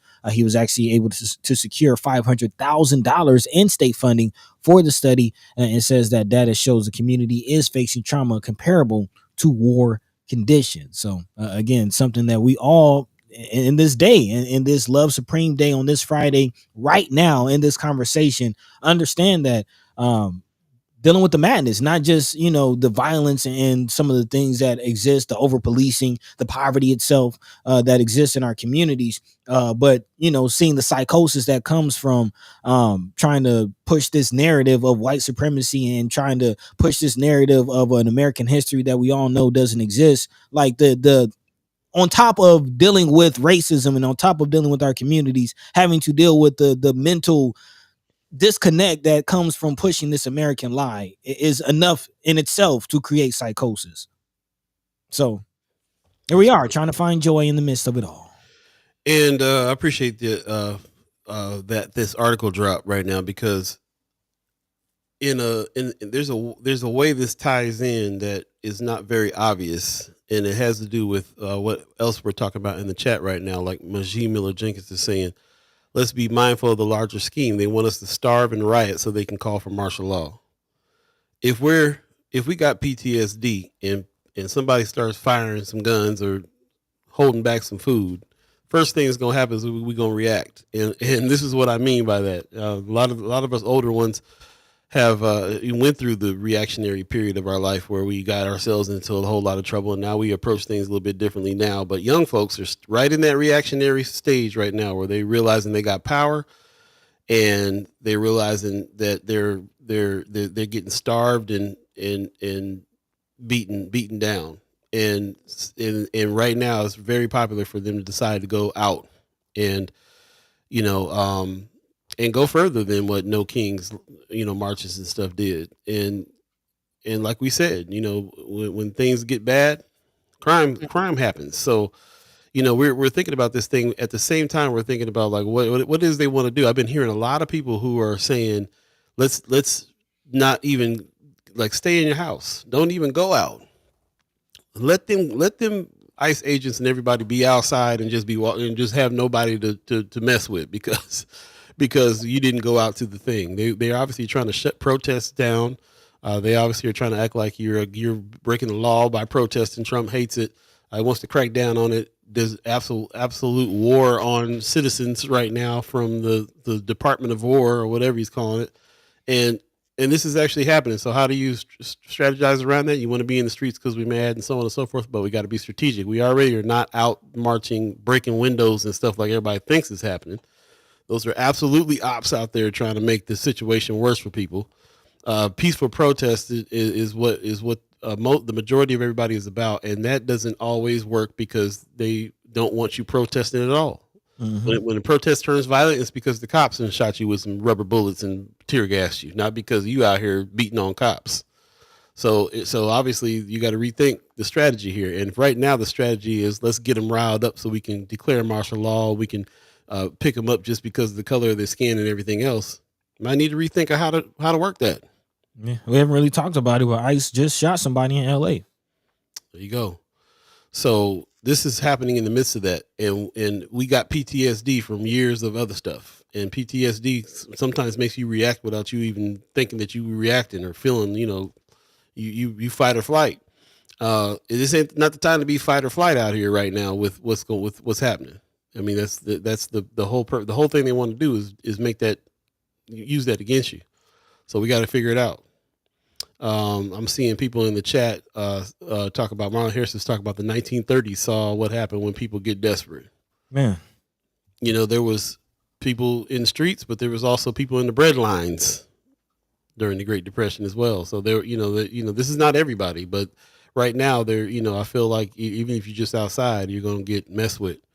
Even if whatever's happening, just got to be strategic. Strategic is all it is. Pop says also they're laying traps to coerce people to react violently, so that Trump can invoke the Insurrection Act and get more troops into Democratic cities. Straight up, that's what it is. Also, so we all need to let's see. What's the RG said? We all need to be un poco loco to deal with this life right now. You ain't lying. I like what you did there. Yeah, yes. Yeah. Mama God is saying, who has a comprehensive list of food banks? Good question. Great question. Yep.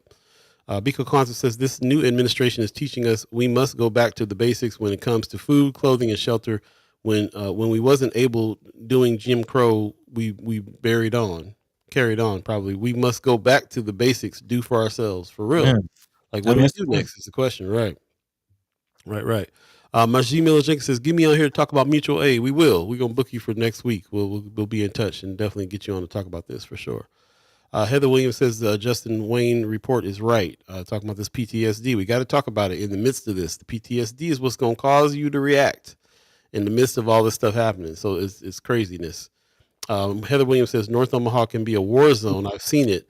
There was a shootout right in front of my house. My son won't sit downstairs, and I don't have company at all. Oh man, that sounds wild. Sorry that this happened. She says the police showed up. They did nothing. There was a truck full of bullet holes, and they just shined those little flashlights and left. Man, yeah, I'm sorry to hear that. Roscoe Wallace in the chat. Good morning, bro. He said, "Good morning, brothers. PTSD is real and live in our communities. I recognized mine during 4th of July one year." Mm-hmm. Yeah, man. Shout out to you, brother, for going through what you went through this year for real. Yeah, we could talk about it. Anthony Rogers Rice says martial law has already been declared. We've gone from the stage of breakthrough to the stage of consolidation. Evoking the Insurrection Act is a tactic towards a larger goal of disrupting 2026. Protests require demands and disruptions. These have been rallies. Yeah, we've seen rallies so far. That's the No Kings is a rally. Not a lot of disruption and no demands made by the group. So you're right. It's been a rally, not really a protest. They definitely have unofficially outlawed protests. So again, we got to weigh what the strategy is. Tony Johnson says, are they going to turn on government or other communities of their own communities? Many are also frustrated with current leadership in their own community. We know that's the case. Biko Kwanzaa says, in 2022, I was part of developing Black Men Mental Health Group. We call it Behind the Stigma. This will be the third year, and it's going well. Johnny No Good happens to be president. I didn't know you were part of that, Biko Kwanzaa. Okay, Man, yeah. we Shout out to the work that Johnny No Good is doing for real. yeah, we're all about beyond the stigma. Man, it seems like every time we post a picture, the group of men that's going to that gets bigger and bigger and bigger. So yeah, that's huge. I mean, that's really what it's all about, man. We know that this PTSD is something that we're all dealing with in different ways, shapes, or forms. Um, and having a space to work through it together is what's needed. Hence, I said together, because this is something that we're all experiencing together. All right. The meetings that beyond the stigma meetings that I've been to, I've been able to see young people say, "Yeah, I don't know what to do," and older folks say, "Here's some strategies." You know what I'm saying? So Mhm. it is a place to be able to express yourself, but it's also a place to get some answers together and get on the same boat when it comes to men and who are usually the most aggressive of everyone when it comes to PTSD and responses and so on. Mhm. So yeah, very interesting. Marlon Harrison says, my question about this PTSD test is what's their solutions? Are they going to put money towards mental health services? Because I know a lot of families who sadly can't afford it. Well, I know that in conversations with former Senator Wayne, that is kind of the idea. Senator Wayne didn't just do the study for the study's sakes. I think we all know that North Omaha has studied enough. But doing the study is a means to getting those types of things. Once you got the data, once you have the study, once you have the actual numbers to prove what it is that you're saying is an issue, then you bring in solutions. So I do know that there, family resource centers that Senator McKinney just got passed, so maybe that's connected to that, and other things. So again, definitely a great question, and let's continue, to keep our eyes out for that type of stuff because undoubtedly it's coming. Big time. Before we go to break, I just want to shout out Heather Williams for this comment. White people don't understand what it's like to grow up like that. It's not easy for someone that suffers from PTSD and anxiety to get a job. I got to push back on that a little bit. I think white folks do. I mean, this whole comparison to PTSD is the reason is how to get people who didn't grow up like this to understand. The whole reason why we're saying that you grow up black in black neighborhoods, sometimes you're suffering the same kind of PTSD as people that come back from war zones. That is to make the comparison for people to be able to understand that. So they may not have dealt with it firsthand because they didn't grow up that way, but they know somebody who in their family, who in the military, or somebody got PTSD, and that's how you can find the empathy to understand what some people go through growing up in poverty. That's what, to me, it's a very important reason why we're making that distinction. Same kind of PTSD as people that come from war zones. And it's not always just because everybody black grew up seeing somebody get shot in front of them. It's also because you were broke and hungry, and your family didn't have money, or something happened in the family, or you have a relative that has mental issues that you have no money to take care of, so that person is just in the basement causing havoc in the house. There's Man, all kinds of things that happen in the black community because of poverty. Besides that gives you the same kind of feeling, the same kind of PTSD as somebody who went out to war and is coming back with. That's the whole point of the thing to me. So and I'm glad you did that pushback because this is exactly we got to get past this black white. You mm, think poor white people ain't dealing with PTSD? Go to a trailer park. man, Do you want to stay there? Is that the inclusive environment for growth? No. yeah, We got to get past this racism thing. Just right, because you black, just because you white, don't mean nothing. The only thing that racism does is give a certain group of people a reason not to revolt against the people that's actually robbing them. right, And not all white people buy that. Like, it's poor white people who know what it is. We call them allies. right. Mama God says, I have repeatedly, the goal was not protest, but walks and more so engagement. Some of the people had never engaged, and No Kings could be a gateway activity. Yeah, I could. I mean, like I said, it. It felt good to know that there was tens of thousands of people all around the country that feel a certain way, but that's not enough. But I definitely feel like yeah, it could be gateway activity to what though. We gotta have some strategy. That's really all there is to it. Anthony Rogers, right? Yes, buddy. Class analysis is the key. I mean, why do you think they killed Chairman Fred? Because he was talking about class struggle. Why do you think they killed Martin Luther King Jr.? Because he was talking about class struggle. Why do you think they killed Malcolm X? He stopped on that race stuff. He was talking about class struggle and human rights violations, because that is what's going to save us. Yeah. The only fight is the class fight, because we all suffer under colonial rule. Racism didn't, and this is where my mind has been. I was kind of talking about this before the show, Paul. We gotta talk about this. Racism did not become an issue. Race did not become an issue in America until white farmers started teaming up with the slave class. Poor farmers who couldn't afford slavery, who couldn't afford to buy a slave, who had to do the work themselves, started to peep what the game was. Because not everybody was wealthy enough to afford slaves. And speak to those who work in prisons. Because when you're watching the guards, you're doing the time too. Do you think life was easy for overseers? Yeah, they had a little up, because that's how the race system works. But they themselves are still poor.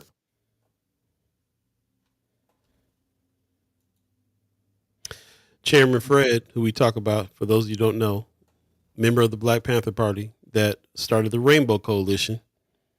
Anthony Rogers Wright is saying he got with the Young Patriots, and he got with some Latinos as well, a Latino group, and found the commonality in how they were being treated, and was able, at the very young, tender age of, what was he, 20, 19, 20, 20, yeah. 21? Yeah. To bring these groups together, which is something that had been a hard thing to do for a lot of people before him. He brought them together. He was dead before he was 22, because they assassinated him over that. They didn't want to see these groups understand what's really going on and get together this way. How would you be able to stop young broke white people, young broke Latino people, and young broke black people that got together? How would you be able to stop that? There's no way. So, and they knew it, and they brought this whole Messiah complex thing out like, we got to kill off these black messiahs because they're bringing too many people together. Yeah. I mean, that's what the FBI was about. We'll take a quick break. You're listening to First Sky Omaha in the morning. In the morning. He's gonna throw out the spec. Hey, I just got these. I had it loaded up. Buddy blast in progress. It is 8:35. If you believe in the concept of time, we will get back to it. So stay tuned. We appreciate you guys joining us, and we'll finish off this conversation and finish out Friday, hopefully with some Love Supreme. Yeah, man. To get off here with some good feeling for the weekend. Stay tuned. We'll be right back, y'all. By our actions, that we do not intend to play the role that the Jews played.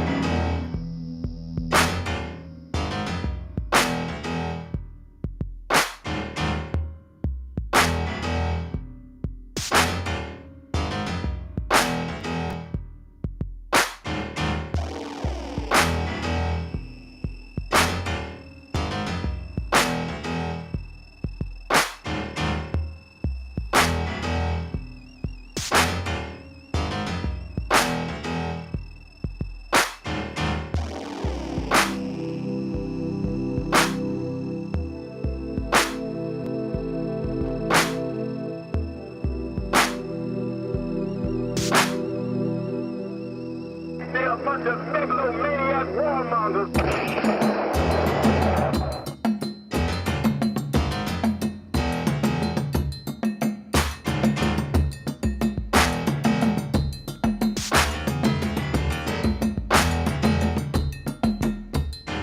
Welcome back. Welcome back for Sky Omaha in the morning. In the morning. Paul B, buddy to God. Hey. Looking for joy. Yeah, man. Looking for some joy. We appreciate everybody who's in this conversation. I appreciate all the people that are understanding what's happening. Let us know if you're learning anything. If you're in the chat, if you're a ghost listener, hadn't heard about people like Chairman Fred from the Black Panther Party. Man, they refer to, Anthony Rogers Rice says they was literally referred to as the Black Messiah because of his uncanny ability to bring together the masses. Yeah, I mean the movie, the Black Messiah, Judas and the Black Messiah. Should we? Yeah, check it out. Another movie to check out. Spike Lee retrospective is going on right now at Film Streams. Bamboozled is coming up on the 30th. Highly suggest you get your tickets for this and come by because we're going to have a talk after the movie. And your boy's going to be on the panel this time. So we get to have a little discussion about what's going on with this particular movie. I hope to bring some insights on the media side of what Spike was trying to say with this movie too, because that was a heavy part of the movie. How things were getting publicized, what the media was doing, the narrative and everything else that went down here that sold a lot of what these ideas behind this movie, sold it to the masses, within the structure of the movie. The story, and that's what got me excited about is like, that and the Mau Mau's and my boys, the Mau Mau's. So man, shout out to Mos Def that was in this movie as well. But if you haven't seen Bamboozled, highly suggest you check it out, and you might as well do it on October the 30th at 6 p.m. at Ruth Sokolov Theater. It's not one that you can really find on a lot of the streaming channels a lot of times. Wonder why. Very controversial film for a lot of folks. Wonder why. It's I'm glad they're showing it. I'm glad they decided to have a discussion about showing this one because they're doing a little retrospective of Spike Lee's movies at Film Streams. I don't think every single one is getting a panel, but I was happy that this one was. This is definitely one of those ones that is going to be something that you're going to need to hear from some black folks after you watch it. So definitely check it out. Man. Yeah, man. Appreciate you guys in the chat for sure. I see a lot of good comments going on right now. You guys are going back and forth. Thank you. Buddy, what's standing out to you right now? Just about 20 minutes left in this thing. And I want to pick up where actually Marlon was asking. Again, we talked about the PTSD and the realities and all the things we're dealing with. But I do want to end with some solutions with a little love supreme focus as we've been working our way towards. And two things that help me when I'm, needing to reconnect or when I'm dealing with whatever I'm dealing with. To help me decompress is nature and art. Getting out in nature and consuming some art in some kind of way. Those are my go-tos, if you will. And I have a couple stories that, again, echoes that sentiment as we work our way up out of here. Definitely want to talk about, you kind of mentioned what's going down at Mockingbird Elementary out in Ralston. And, hopefully we can see more of this throughout the community, especially in North and South Omaha. But learning more about this program, Keep Omaha Beautiful, which is behind this effort. Again, students at Mockingbird Elementary got their hands dirty planting trees across their campus as a part of an environmental education program with Keep Omaha Beautiful. Again, Keep Omaha Beautiful is an educational program that helps students and community members learn more about ecosystems and the environment, particularly this program, Beautiful Trees for Tomorrow School, a program which provides about 8 to 12 weeks of lessons for urban ecosystems for students. In this particular situation, students planted about 12 trees through the Keep Omaha Beautiful program. Green Lee, who's a student at Mockingbird, said, "We've been learning how the trees are good for the environment. The oxygen is very good."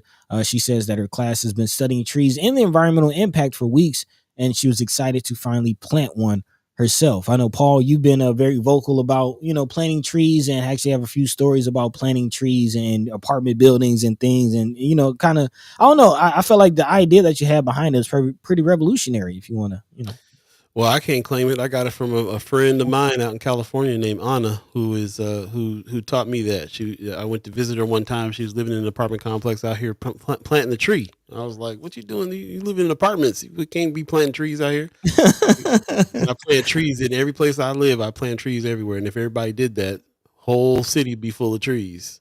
So I don't care if I'm in a house, an apartment, wherever I'm at, I'm planting one. and let it be a fruit tree too. On top of that, let it be So I think there was a movement back in the day, especially in California, when the orange groves dominated parts of the West Coast. And that was just kind of like everybody in their yard had one. So it wasn't just the sun-kissed fields out there. It was also everybody in their yard had one or two orange and lemon trees.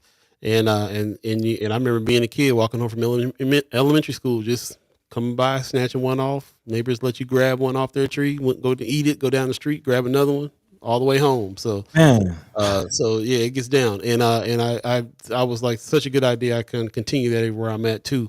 I'm not a very good green thumb though, so sometimes they don't be sprouting right, but they ain't always successful. But I'll make an attempt. And I definitely think that that's something to do. And if somebody wants to come and pull up a tree growing, then you might need to look at where you live. You might have a little problem there. man, what's wrong with you? But it's just funny how my brain works. Like I didn't even think about all of this, but as soon as you started talking about it, all of these thoughts just came flooding into like, yes, the importance of hugging a tree, grounding, getting your feet, into some soil, getting some sunlight, just even 10 minutes, just going outside and just sitting in the sun doing nothing for 10 minutes can change your attitude in your day. But Yeah. then you got to talking about planting a tree. And it got me thinking, like, in this season of Space is the Place, we're talking about thinking of a future. There's nothing more embodying of space as how long does it take for a tree to grow? Yeah. You're planting a tree for fruit that you yourself might not enjoy. This is wholeheartedly thinking of the future. And the future without you, not even with you and is centered. She wasn't planting that tree in an apartment because she was going to stay in that apartment to sit under it for shade 20 years later. No, right. It's for somebody else paying it forward.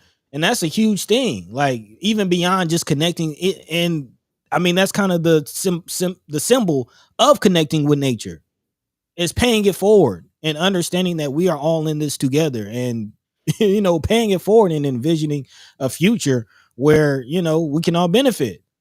Beyond that, I'm also thinking of the snap conversation we just had about an hour ago and the fact that, hey, you can just get fruit from a tree and like we're going through all of this for stuff that God already gave us for free. And it's mind-boggling. People that own houses got front yards, backyards, side yards. They out here mowing grass. They could be feeding the whole neighborhood on one lawn. We ain't even thinking in terms of this. I was having this conversation with a friend of mine last night, as a matter of fact, about how elderly people are treated and how we don't, in this society, we do not even act as if anybody's going to get old. We don't build our architecture does not reflect that we're going to grow old in our homes. Our architecture is made in a way that we are going to have to, when we get old, go to some retirement facility somewhere just because they got a bar next to the toilet. Why don't they build the house with the bars on next to the toilet in the first place so you can grow old in your own home? Nobody's even thinking in terms of feeding people. Anthony Rogers Wright said it earlier. The food industrial complex is not so we can eat. It's so that they can have some money. So they can. It's a way to make money. In the same way they make money because you're old now. Now you have to go to these facilities that are going to allow you to not have to go upstairs. Man. And everything else. So we don't even think in terms of the future when it comes to those things, because every next phase of life is an industry that you need to now buy into again. And so doing stuff like planting a tree in an apartment complex where anybody can come pick the fruit off of it. There's apartment complexes that she's done that at that have literally come and dug the tree up. We can't have that here. Man, I mean, and that makes you think of Monsanto and the fact that they don't have self-reproducing seeds. And you gotta, shout out to Leo Lewis and Chrome Lewis and the work that he's doing, spreading heirloom seeds and the revolutionary work that Brother Rasakur doing with the food war. That's definitely love supreme warriorship. All the way. So, man, go out and plant a tree, man. For real. And if you got a yard, really do that and let people come by and pick stuff off of it. Get over this mess. We gonna do it. We gonna have gardens. We're gonna, we talk about it every time in the show. This is space is the place. Man. Space is the place season, and some of those spaces and places that we're talking about, we got everything we need. There's a lot of home ownership, and especially in North Omaha as well. There's a lot of opportunities to do some things as well. There's a lot of opportunities to grow food. There's a lot of opportunities to use your lot for a community garden. There's a lot of empty lots next to homes in North Omaha that you can put one in. I was driving down 24th the other day and was realizing how many people have planted community gardens in some of these empty lots next door to some of these buildings. What's happening there? We can have people on like Clarice Dombeck, who's been heavy in that scene and is associated with organizations that give food away that way. Of course. So again, it'll be something that we can do and figure out, but it's just this thought of like, where are we at? What are we doing? How are we doing it? Majee Miller Jenkins is saying, paying honor to the indigenous stewards whose land we're on means making good relationships with the land, air, and water, or the original law. Man, doing stuff like planting trees, doing stuff like creating food, creating ecosystems of not just monocrops, but several crops. Getting rid of this whole idea that we got to have these nice front lawns, making it so that people can survive where they're at. Brooke said, better not come by and pick my watermelons. Yeah, I'm just saying, we can change our viewpoint on a few things. We can go by and pick up what somebody else is planting. They can pick up what we're planting. man. If we're thinking in terms of a community for real, we ain't got no neighbors, bro. There ain't no neighborhoods. They're just hoods. The fact that she said watermelons just like made me think of this, the watermelon people comment. But it's funny. It's like they say that stuff to try to man, eat watermelon proudly. Don't let those because I'm thinking of the history of watermelon farming and how many millions that black people specifically made from watermelon farming. That turned the stereotype in that they wanted to circumvent by making a stereotype out. Exactly. We at the point now we don't really care what white people got to say. That's my point. That's my point. We gotta start reacting to the narrative, man. Yeah. In the chat real quick, Majee Miller Jenkins says, I made a chaos garden. That's what the word I was thinking about. Chaos garden 2021, and it's thriving this year. Melons are currently growing in my front yard. Boom. What's a chaos garden? Man, it's not a monocrop. You toss the seeds out there, you toss them out, and they grow where they grow, and they grow amongst other things, and it looks more like a natural habitat for growing food than ecosystem. It's an ecosystem. Arrows 402, the wife is building a small greenhouse as we speak. We had a cherry tree and invited our immediate neighbors to it. That's what's up. They got this little greenhouse thing. If you got a patio or a window or a sliding glass door, I know somebody who has a little small greenhouse inside the house that they got up against the wall, and they can let the air in from the window there and grow stuff inside. There's ways to grow lemon tree. I'm looking at a Myers lemon tree right now. I'm going to order and grow it inside the house. Nice. Too many things you can do. That's what we're talking about. Hit up neighborhood association meetings and let them know. Not sure many know. That's a good idea too, to think about the neighborhoods that way too. Anthony Rogers, right? Free Farm Syndicate. I'm glad you keep on bringing that name up. Every time I say Clarice Dombeck, I'm thinking about the name of this place, and I keep on forgetting the name of this organization. Free Farm Syndicate also understands that growing food without a political analysis is much more than community gardens. Excuse me. The emphasis must be on community more than the gardens. Interesting. I like that. Mm-hmm. Brooke says, I got watermelons in my front yard too. I didn't know that. Okay. She told you not to come pick them. She told somebody. I don't know. She told me. Big brother going big brother. Marlon Harrison said, nah, Brooke, we coming to your house since you put me out there. And 2 plates going 2 plate. Hey Zane, how you doing, buddy? I'm glad you're feeling. I'm sorry you're not feeling too good today. I'm sorry. I'm glad you're up and saying hi though. Appreciate you. Get well soon. Get well soon.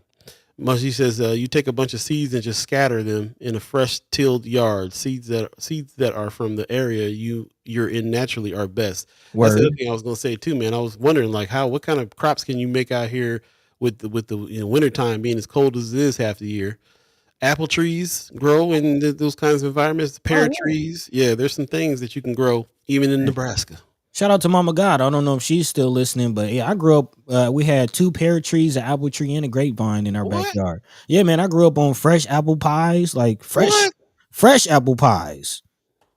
Wow, Bees all in the backyard, stinging us, eating up all the fruit. man, I used to hate it back then, but I understand it now. That was that real deal. Not these Monsanto seeds now. bro. Yeah, man. I grew up on that, man. And you know, you kind of overlook how much of a blessing it is. Yeah, But you know, not just that, but because having you it shouldn't around. have to be a blessing. You know You what I mean? shouldn't. Like You shouldn't. as a kid, it's normal. We eat things from the ground. We grow trees. We learn about all this. We got some yard. Why not? You know, and but it really is like it's so rare. It's I saw a video of somebody who didn't know they can get lemons from trees. I thought this was fake, and it was not fake. What? And there was a whole explanation about why it is, how, you know, everything that's happened over history, where a lot of people don't know where you get fresh foods from in the first place. So you But mean it's not at the store? you could just go get a lemon off the tree. What? You don't have to. Don't got to go through some process or something first. No. Pop says watermelon are extremely good for you, and again, more watermelons are eaten by white people than black people. I mean, I'm literally from this generation that has stopped. We have grown to not care about any of the stereotypes. You come over here talking that mess if you want to, while I eat this watermelon. Man, And I don't care what I look like in your eyes doing it. That's Petey Green taught me that. If y'all man. you know. All right. Talk to me. Talk to me. Talk to me. Yeah, yeah. All right, yeah. I know. See the movie. Brooke said I specifically ordered heirloom watermelon seeds. Okay, listen, y'all. We got 6 minutes left in the show. This is obviously the love supreme right here. We talking about growing food. I mean, grounding, being outside, going out, getting some fresh. they say that's the best way to a man's heart is through his stomach. There you go. I appreciate this turn here. I was looking for smart, but there is art in being people who decide you're gonna grow food all around you. Who's gonna stop you from doing that? Take some seed. You can get free seeds at the library. Shout out to the public library, Omaha Public Library. You can get free seeds, some heirloom, and go out in chaos garden something. Just get, you know what I'm saying? Go out just all around you. What's it gonna do? And plus, like, let's not act like nature doesn't inspire art. I mean, you know, fruit is probably some of the most painted objects in the world. There you go. Yeah. Little Lathan in the chest says squash grows here for sure. So talking about indigenous things to be able to grow. So I accidentally grew a bunch because my trash can tipped over. hey, there you go. A few weeks later, it was growing. My kids were sick of it. She said squash every which way. I was grateful though. Hey, yeah, squash pie, squash. He had it sauteed squash, fried squash, squash fried. And all the rest. Little spaghetti. RG said just bought my ticket to Bamboozle next week. That's what's up. Brooke, you been on the show the whole time. You missing what's going on here? Bamboozle's playing Thursday, October 3rd, October 30th at 6 p.m. at Ruth Sokolov Film Streams. That's the one that's close to downtown, and the original one. So definitely get ready to check that out. There's going to be a panel afterwards that I'm on, and we're going to talk about Bamboozled. Man, because ninjas is a beautiful thing. I thought that was Terrell McKinney at first on the flyer. Where? Top left, bro. You got some new glasses, didn't you? What happened? What's going on? I highly suggest you hit the Jocelyn as well if you haven't seen the new Wing. This is something that I kind of want to get back into. When I first got in town, we were going here regularly, meetups at the Jocelyn. Man, walk around, be in space. I can't stress this enough. The Jocelyn gets down. Man, actually, world class place. In the last 4 minutes, I do want to talk about that. Big shout out to a few of the workers there at the Jocelyn and kind of letting us know some of the things going down. But there are a few programs that I did want to, highlight and let the people know about because yes, aside from, planting and getting your hands dirty in nature, I did mention another part that helps me through PTSD and just decompressing is art. And I urge people to check out art, man, especially Jocelyn. They do have some free nights and things. So again, Art and Conversations is one of the new programs that Jocelyn has launched since its reopening. The conversation like gallery experiences are designed to build visual literacy, critical thinking skills, and empathy, according to Nancy Round, who's the director of learning and engagement at the Jocelyn. They also have nights at the Jocelyn and Artastic Saturdays, which also coincide with Free First, which apparently when Jocelyn provides free admission to otherwise ticketed exhibits on the first Thursdays and first weekend of each month. So again, exhibits where they are ticketed, you can check out for free on the first Thursday and first weekend of each month at Jocelyn. They also added 2 new art classrooms and expanded the museum's art program as a part of its renovation. In addition, that Round says will support local art education at all stages of life. So, man, yeah, definitely check it out, man. The Jocelyn. Jocelyn gets down for sure, for sure. I appreciate everybody who's joining us today. We're going to get out of here, but we did want to.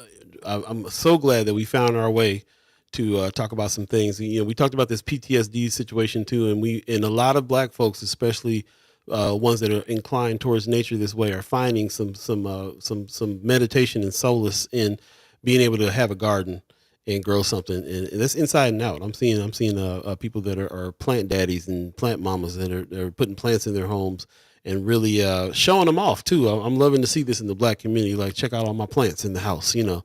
And I'm also seeing a lot of people going back to the earth in that way too, with the community gardens and being a part of those things too, learning how to grow things and so on. And you know, even coming out from California, the veganism that is permeating LA in the Black community in a big way, and in a lot of areas in the Black community out there too, just learning how to cook different things. You know, it's Black people that introduce stuff like jackfruit and stuff like that to me as meat alternatives and stuff like that too. So there's a lot. And then I had the advantage of living in Hawaii for about a decade, where every single thing you could grow there because of how fertile the new ground from the volcano is. It's brand new earth, and you literally can grow anything on that ground. And it's funny that I was there experiencing that at the same time I got to learn about Monsanto being on the island as well, and the indigenous people on the island fighting Monsanto and the things that were happening. Like, Monsanto would plant something, a wind would pick up some of the stuff that they were growing. It would go into somebody else's yard. Somebody else would be growing it, and then Monsanto would come sue that person for copyright violations on their seeds. Stuff like that was going on when the culture out there is to grow everything all the time anyway, and it's wild. So just understanding those things and understanding what it is you can do, getting with your elders who have those canning skills and all the skills you need to be able to dry stuff and keep stuff, and learning all these things again. And getting rid of the stigma. I grew up, Generation X grew up like, I ain't no farmer. I ain't no country boy. I ain't gonna be out here doing that mess. You know, like, I got money, I go to the store. You know what I'm saying? Like, yeah. So I lived long enough to like come from that era and then see the shift and see, you know, it started. You know, my first introduction was like white hippies that were kind of like, we were doing this again, and then I started seeing a lot of free Black people kind of moving in this direction, and now there's generations out there it's normal. It's a normal thing to like be out here and have a garden and have plants and get busy. Man, and kind of the cross between that and art, and I'm seeing it firsthand here in Georgia, but this whole boots on the ground, like that, the resurgence of Southern soul, kind of even before that, Blacks getting more into country music, getting more into. Wait a minute.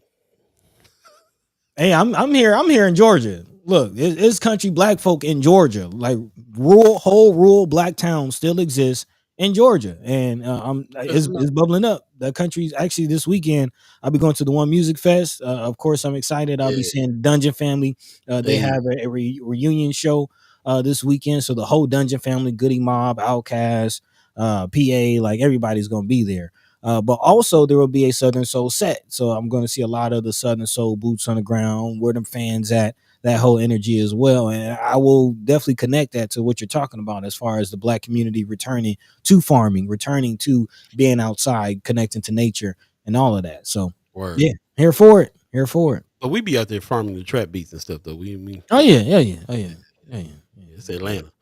November 1st, man. Don't forget screening. I appreciate you reminding us again, RG. November 1st, next Saturday, free community cancer screening at Nebraska Urban Health Coalition, 2226 N Street. Thank you very much for that. If you have any flyers or anything like that, please put them in Friends of First Sky Omaha. Keep us remembering that this is happening. Definitely going to try to get a group and go out. And so I appreciate the reminder. Thank you. Definitely go get some free cancer screening. Huge in the community. Just read an article about this way it's permeating so many people. Chadwick Boseman was in a picture with D'Angelo, who was in a picture with another brother. I can't remember who it was. But they were saying, why is this happening to black men at such a young age? What's going on with this cancer stuff? And why is everybody catching it? We were talking about the other day, and both sides of my family have suffered.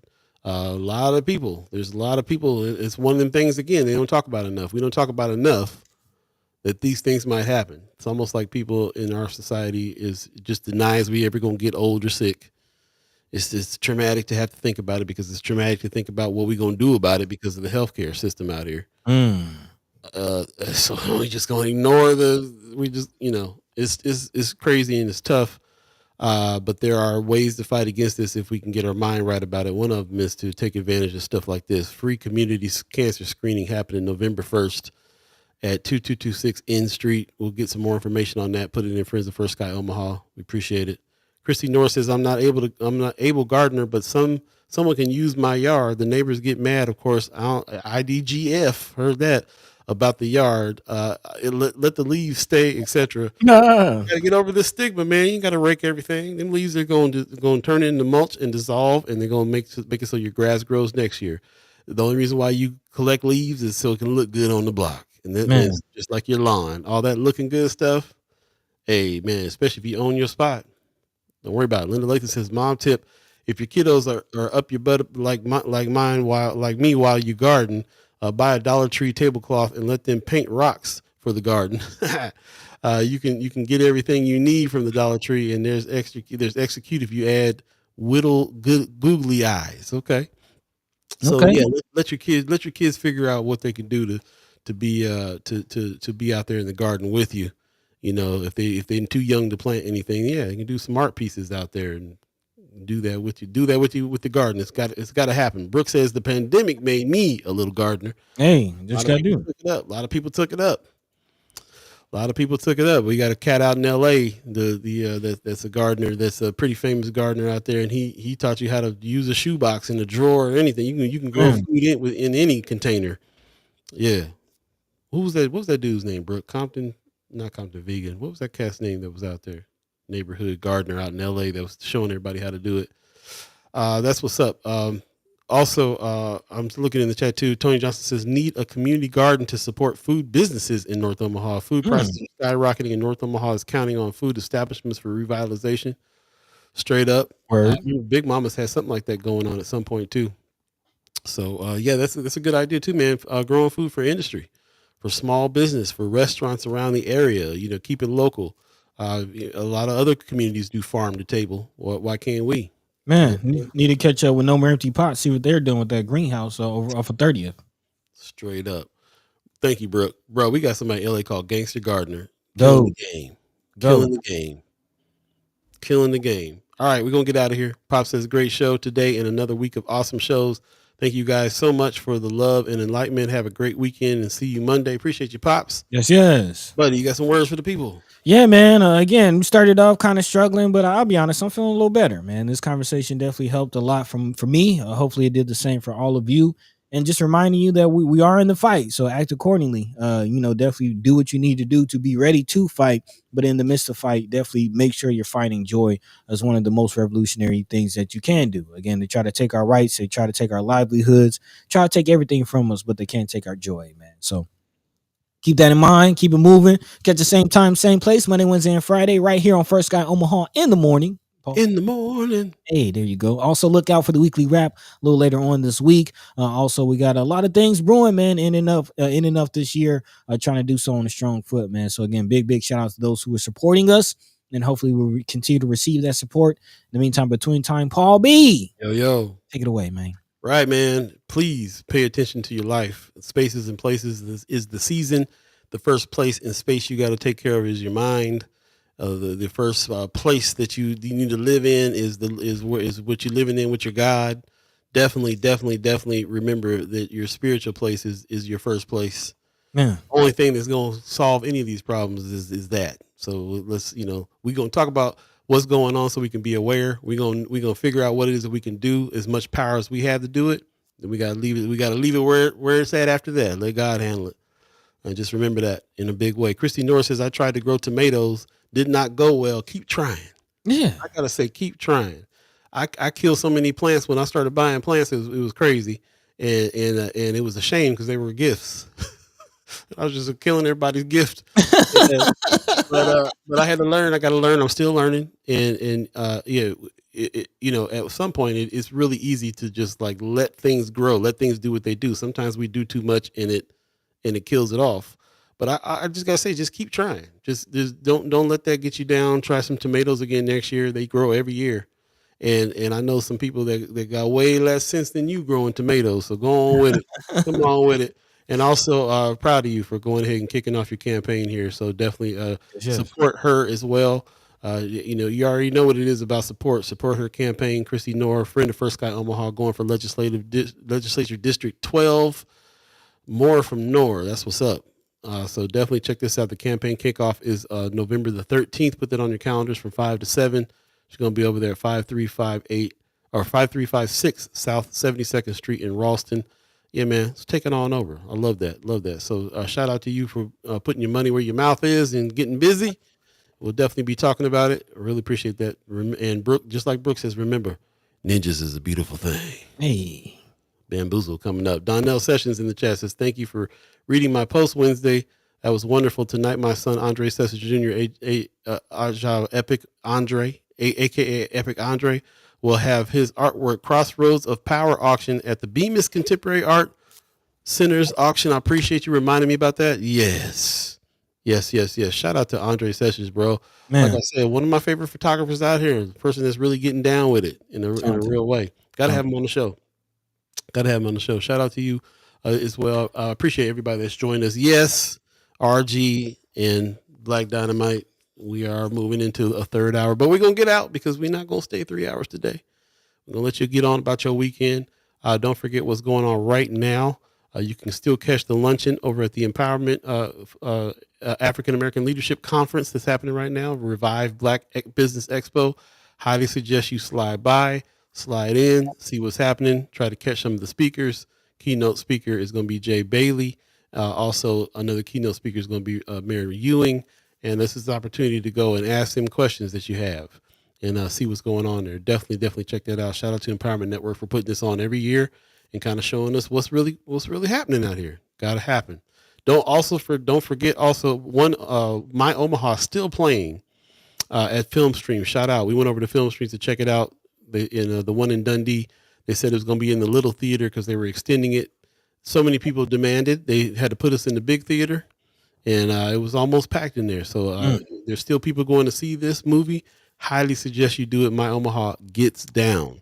It's a extremely well done film, and it makes you feel all kinds of things for the place that we live in here, Omaha, Nebraska, in a real way. So shout out to them. Leo Lewis was there too. So he'd just be coming to other screenings just to show up and talk to folks. Shout out to Leo Lewis on that for real. So yeah, go to Film Streams, check that out. There's a lot to check out at Film Streams right now. Like I said, the Spike Lee retrospective going on, Bamboozled on the 30th, but also My Omaha still there. They're turning into they have been a hub for community engagement, for Love Supreme art, for engagement with the people about the art, and helping with the movements that are happening out here. So shout out to Film Streams for doing the good work.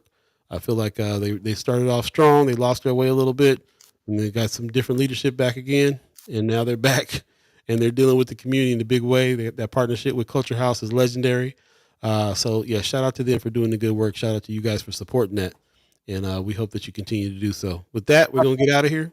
It is Monday is another Senator Cipher. I believe we're gonna have another senator on this time. We're still trying to confirm that, but either way, it's gonna be a good show, a good conversation, even if it's just us.